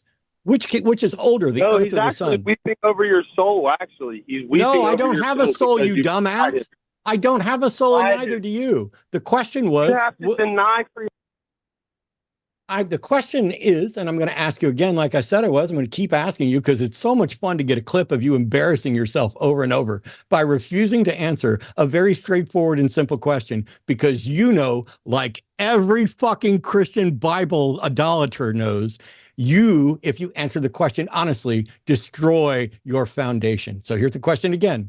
Which is older, according to science, the sun or the earth? the light. That JC, wasn't one of the options. but even his answer is wrong because you just showed him the light comes after the earth. So how can the light be older if it came after the earth? Oh no, I asked him about science. From I know. science's standpoint, light came first, and then the sun, and then the earth. So here's a question. JC, does science say that light and then sun and then earth is the age of those three objects or things? Isn't that what you just said?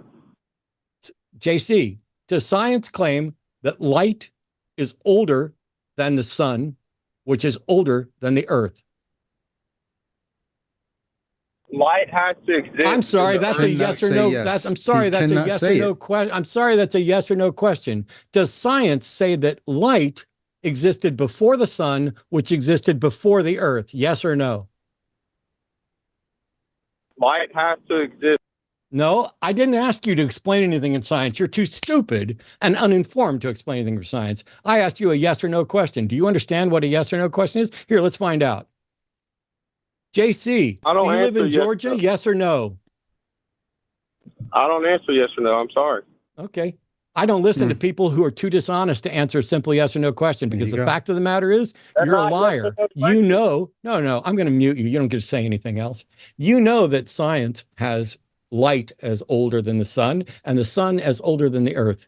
And you also know that your Bible has the earth being oldest, with light being second oldest, and the sun being the youngest of those three. The order of creation does not match the order of actual events. This is one of the most obvious. You can't even get past the first half of the first chapter of the first book of your bullshit text without having to duck and dodge and avoid the simplest fucking questions, because you are too simple for the simple. Goodbye. That's so irritating. It's so weird though, because if you follow his train of thought that the light in Genesis chapter 1, verse 3 is Christ, then basically what he has is God creating Christ in verse 3. Let there be light. Then what is it? Are you saying Jesus comes into existence in verse 3? What are you talking about? This is so wild. I mean, it's like, the Bible is, 63 books by 40 authors, and there's not a contradiction or error in there anywhere. You can't even get past the first verse without an assertion that isn't testable or confirmed. You cannot get past the first 3 verses without something that isn't contradicted by science. Yeah. That, not to mention the fact that bats aren't birds, and that slavery is wrong, and that women aren't property. We could talk about the sky dome. We could talk and about there is no firmament. Right. We could talk about the contradiction between Genesis chapter 1 and Genesis chapter 2. I mean, yeah. But you can't get past the first 2 chapters without destroying everything. Oh gosh. I will say that while tonight's been extremely weird, it is at least nice that we got some really good examples. Oh yeah, for sure. Of how religion completely fucking breaks a brain to the point where it makes you sit there and refuse to give an honest answer to a question, a simple one. Because if the Bible were correct and accurate, as JC says, and the earth existed before light, which existed before the sun, and science also said earth, light, and sun, we would have gotten quick yeses on both of those. Yeah, for sure. It's only because he knows, not just that they disagree. That's not the thing. He knows they disagree. He knows that they do not have the same order. So he will not answer the order that science puts it in, because that would be to deny the Bible. Incredibly dishonest. Religion breaks your brain, and it breaks my heart. You could be so much better, but somebody's convinced you that you have a magical soul, which is one of the stupidest, most ridiculous claims, most demonstrably unlikely to be true claims of all of religion. And it's got you so terrified that you might spend it in eternal hell, that you will lie in front of thousands of people about what the facts of science say. I mean, it would have been really easy to say, that's what science says, but the Bible got it right. That's what I would have done. That's what fundamentalist Southern Baptist Matt would have done, is say, yeah, science says this, but the Bible's still right. Yeah. I don't know that it broke his brain. I think religion breaks your morals, because you can't tell the truth. True. You know the truth, you just can't say it. You can't value people for people. You don't have a good reason to not kill or steal other than the threat of hell. There is no morality in Christianity. Christianity advocates for infinite torment or separation from God for finite crimes. Christianity begins with punishing people who did not have a concept of God, of good and evil, according to the book, for doing the thing that gave them the concept of good and evil. It is immoral from the beginning. And it's a blood-worshipping death cult. Why does God need blood sacrifice? Why does it say that he loves the smell of the burning flesh and that allows him to forgive? Why does God have to take human form and serve as a sacrifice to himself? To serve as a loophole for rules he's in charge of? Because God is incapable of forgiving without blood magic? Yeah. I'm embarrassed that I was ever clueless I was enough. just sitting here thinking the same thing. However, when you put it like that, oh my gosh. I was stupid in the colloquial sense. I was foolish. I was irrational. And I'm still stupid on other things, and I'm still foolish on other things, and I'm still irrational on other things, but I'm trying. Yeah. Yeah. But the only nice thing is, JC, you don't have to stay stupid. You don't have to stay irrational. You don't have to stay foolish. You don't have to stay dishonest. You don't have to keep lying to defend a God that doesn't exist and doesn't give a fuck about you. You can be better. You can just live your life and accept reality at the best understanding we've ever had. We flew around the moon just the other day. Learn more than just enough science to defend the faith you're trying to cling to. Like, you've learned just enough science to know something about the Big Bang, but you don't want to understand everything about it, just enough to say, oh, so then I can still preach Genesis 1:1 now. Learn more about it than what it takes to defend your faith. There's so much more.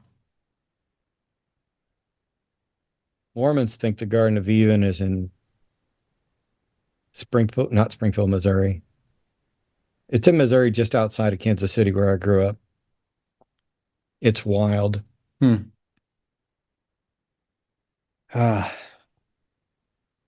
Genesis chapter 3, when God drives them out of the garden and he hides it where nobody can find it. In Missouri. and the Mormons think it's in Missouri, and people laugh at them for that. But if you read Genesis 3:24, so he drove out the man and he placed at the east of the Garden of Eden cherubims, angels, and a flaming sword which turned every way to keep the way of the tree of life. So somewhere on earth, right, there's a secret magic garden that has in it the tree of life with an angel and a flaming sword guarding it. And the Mormons get mocked because they think it's in Missouri. And I'm going to mock all the rest of you for thinking it's actually here. Yeah. Why haven't we discovered it? Ooh, God shields it so that we can't discover it. Well, first of all, not only is that not clear that that's what it says, but if God shields it so we can't find it, why does there need to be an angel with a sword protecting it? We have mapped the entire earth. Google satellites. We can look down on the earth from every angle. It definitely does not exist in the geographical location that it's described around the Tigris and Euphrates. Oh, it's in Missouri. Oh, it's somewhere else. Where is it? And why would there need to be a protector? And why wouldn't God just get rid of the tree of life? Yeah. You people who think that Genesis can be read literally are an extra level of deceived, far beyond the normal deception. It's a metaphorical story about a metaphorical fall, and that literally destroys your religion. Because if the fall is only metaphorical, then it isn't something inherited. Sin isn't passed down generation to generation. Sin and death was brought into the world metaphorically. It's roughly the equivalent of Pandora's box, only it's much less entertaining. Because all it's done is allow people to make villains of women and snakes. I like women. I like snakes. Neither one of them have destroyed the world. Yeah. But yeah, if the Garden of Eden is here where we can find it, then maybe it needs a guard with a sword. And if so, why haven't we found it? Oh, God hid it? Oh, that's convenient. Why would it need a sword again? Why couldn't God just destroy it? Why couldn't God move the tree of life to heaven so that it didn't need a protector? What's so magical about this garden? It's just a planet. It's a planet that is going to be destroyed and rebuilt, maybe. Your story is stupid. Yeah. Not just bullshit. It's stupid. And I get that it's very difficult to come to that realization when you are simultaneously being threatened that you're going to spend an eternity in hell. Yeah. And I know that you've got to do some work to get over that. So I wish you well. And I hope that you do. But when I say your Bible's bullshit, I mean, it is absolutely bullshit, and it's easy. It's trivially easy to demonstrate by the first 3 chapters of Genesis. Yeah. Anyway, we got some super chats to read. I'm going to do the schedule once again real quick before we do that. Huge thanks to Brady for joining me tonight. Tomorrow, the Transatlantic Call-In Show, which starts at 2 p.m. Central, you're going to get Riverboat Jack and Luxander. That show, if you're not familiar, is a couple of trans folks engaging with callers who are anti-trans or bigots or have questions or concerns or are looking for help. If you've ever been called transphobic and you don't think it's deserved, call them. They might be able to explain why it is or isn't deserved. And if you're proud of it, you're proud of getting called a transphobe, definitely call them so that they can school you and make you look as foolish as we all already know you are. There's a Cus I Wanna this coming Saturday at 6 p.m. with Aaron Ra and Kip Davis. And Sunday night is going to be Forrest Valkai and Eric. Oh, no, that was this past week. Sorry. Sunday during the day is going to be me and Promise on the 12th. And Sunday in the evening is going to be Justin and Owen doing the Sunday show after dark. Next Monday's Skeptalk is going to be Erica Gutzik Gibbon with Aaron Ra. And Tuesday's Chewed Gum is going to be Taylor and Alyssa Lube. And next Wednesday, I will be back here on the Hang Up with Blitz, PhD, who is recovering and back to doing stuff live. And I can't wait. We can talk a little bit about Artemis and science. And one thing I really want to dig into is relativity and the limits of it. So if you want some, I'm definitely being hung up on science and relativity next week. Although I'm imagining we'll probably still get theists calling in. Maybe somebody will call in to say, no, Genesis is right and science is wrong. That'd be fun for Blitz. All right. Super chats. Here we go. $10 from Space Barbarian 3484. Thank you so much, Space Bar. Here's some money for the trouble of callers who mistake this for a mental health crisis hotline. When did low birth rate, I'm going to say, become a problem? All I used to hear about was overpopulation, which it helps.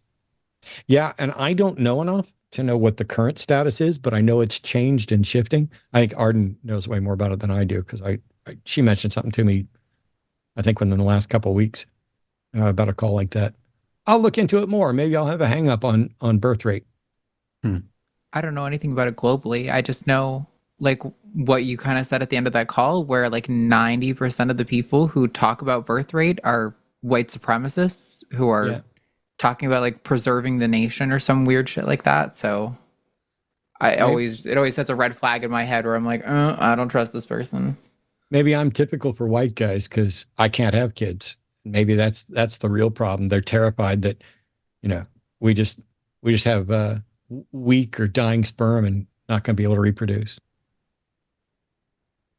All right. So we got $9.99 from Michaela, I believe that is. I grew up SDA. This is the first I've heard a caller mention Ellen White. Are you familiar with David Koresh and his turn away from the SDA into a cult? I learned about it in my SDA boarding school. Yeah, David Koresh ran a cult just an hour and a half north of me in Waco, Texas. Waco, yeah. Yeah, it led to death. As do many of the more egregious cults. But $10 from Greg Markowski. Thanks for the show, guys. Thank you, Greg.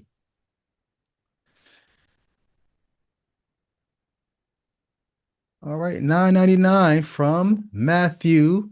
Thanks for your help, Matt. I left Christianity years ago, and your videos continue to help me week after week. I appreciate all you do, and I will chime in and say yes. Thank you, Matt. You've helped many, and me included. Oh, thank you so much.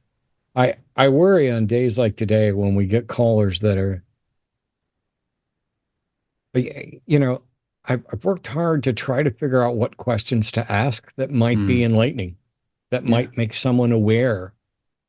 And it's getting to the point where those are the questions that get avoided. And it's very clear that some versions of some religions have defense mechanisms that are so good.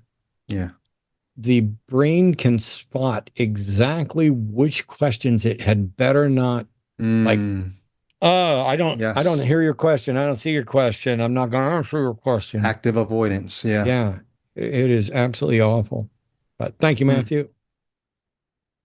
Terrible name. Terrible name. I'm pretty sure it means gift of God, but I think I love somebody. I don't remember which comedian it was. Somebody in chat will know the comedian who was asked about what their name meant, and he was like, "I'm American, honey. Our names don't mean shit, but we adopt names from other places." So yeah. Oh, is that me? $10 for Canadian from Pyroform. So we had God and JC call in tonight. Big night for the line. We just need the Holy Spirit and we'll have a full set. Great show. Thanks to all of you at the line. Thanks. Did we have God and JC? You're right. And you know what's funny is JC was more in touch with reality because he at least knew to lie about it.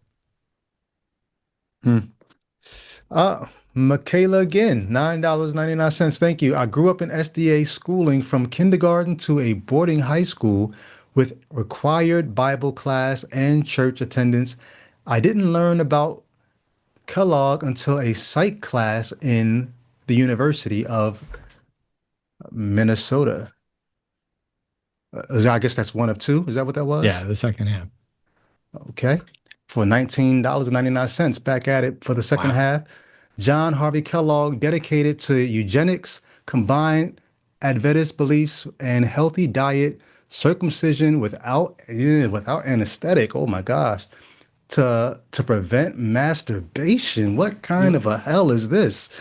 No race mixing in favor of sterilizing mentally defective persons. Yeah. Evil person indeed. Yeah. I tell you this, that circumcision without anesthetic, unless it's absolutely botched, it's only going to prevent masturbation for a very short period of time. As soon as it's not hurting anymore, unless you've damaged so much. Anyway, this has been a great show and love when Brady's on. Me too. I hope to get off work and meet y'all at the Herp Show. Yay. Hey, thanks, Blue Ear. And we'll be doing the Herp Show in Belton at the end of the month. I wish we could get Brady on there have been weeks recently when we're doing vertical video where we got good, sincere defenders who would actually answer questions and acknowledge points. I want to get Brady on when we have that, rather than Brady on when all I have to do is mute and yell at people for being dishonest. That's boring. Last time I think we had some pretty good callers. Tonight was okay, but last time we had some good callers. I think you're right. We'll get you back. Yeah, last time was great. I can.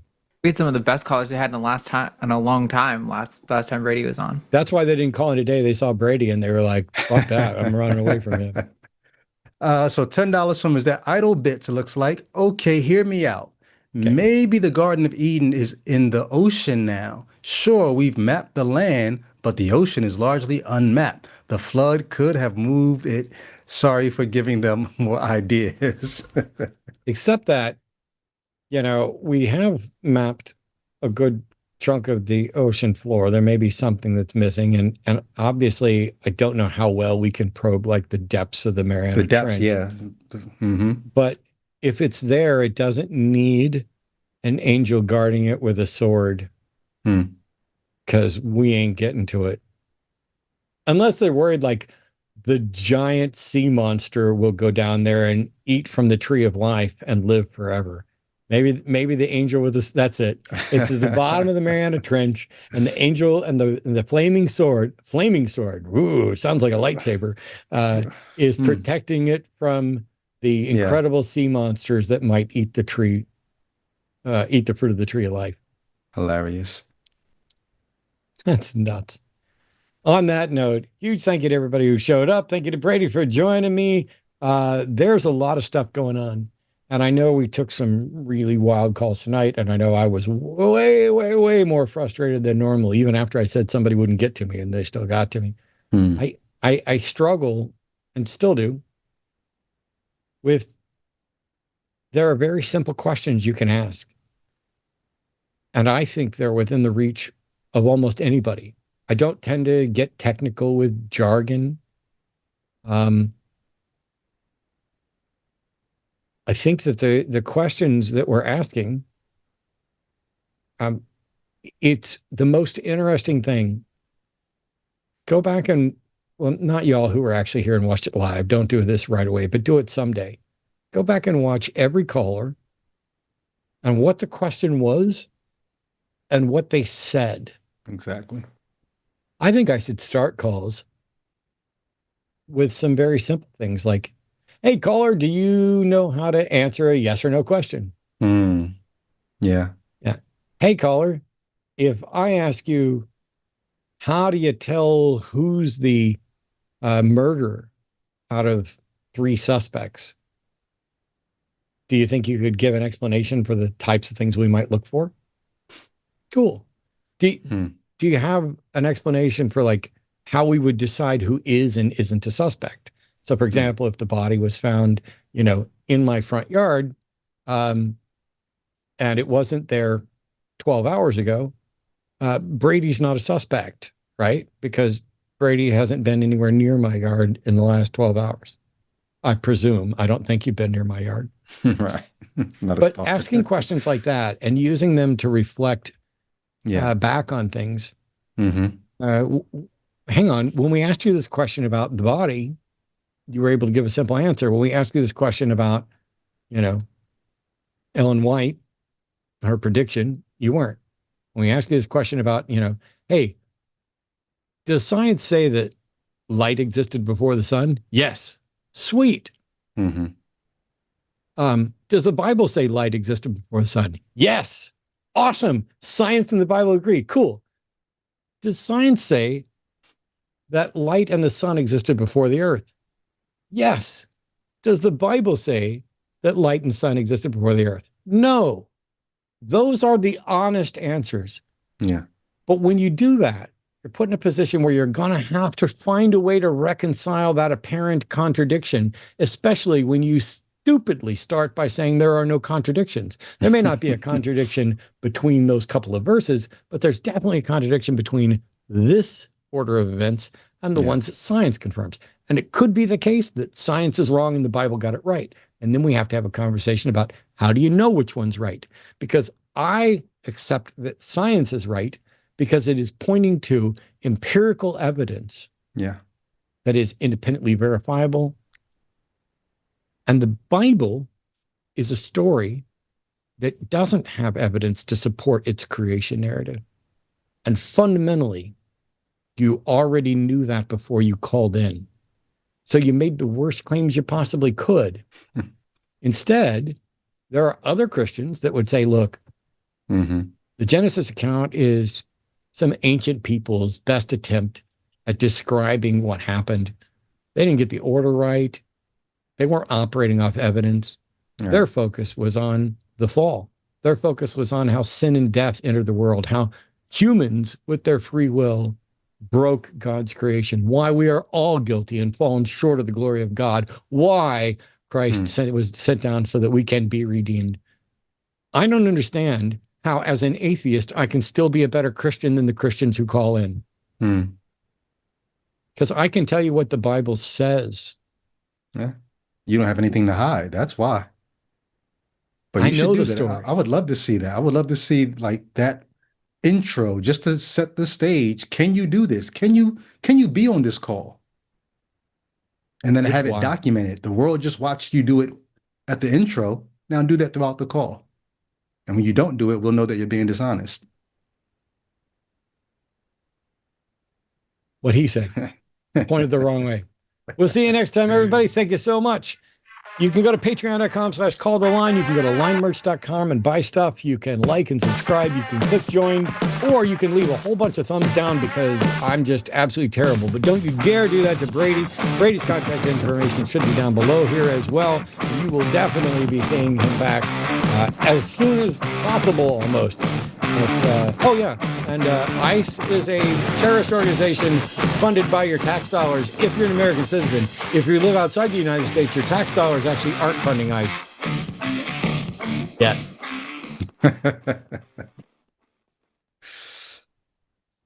Good stuff.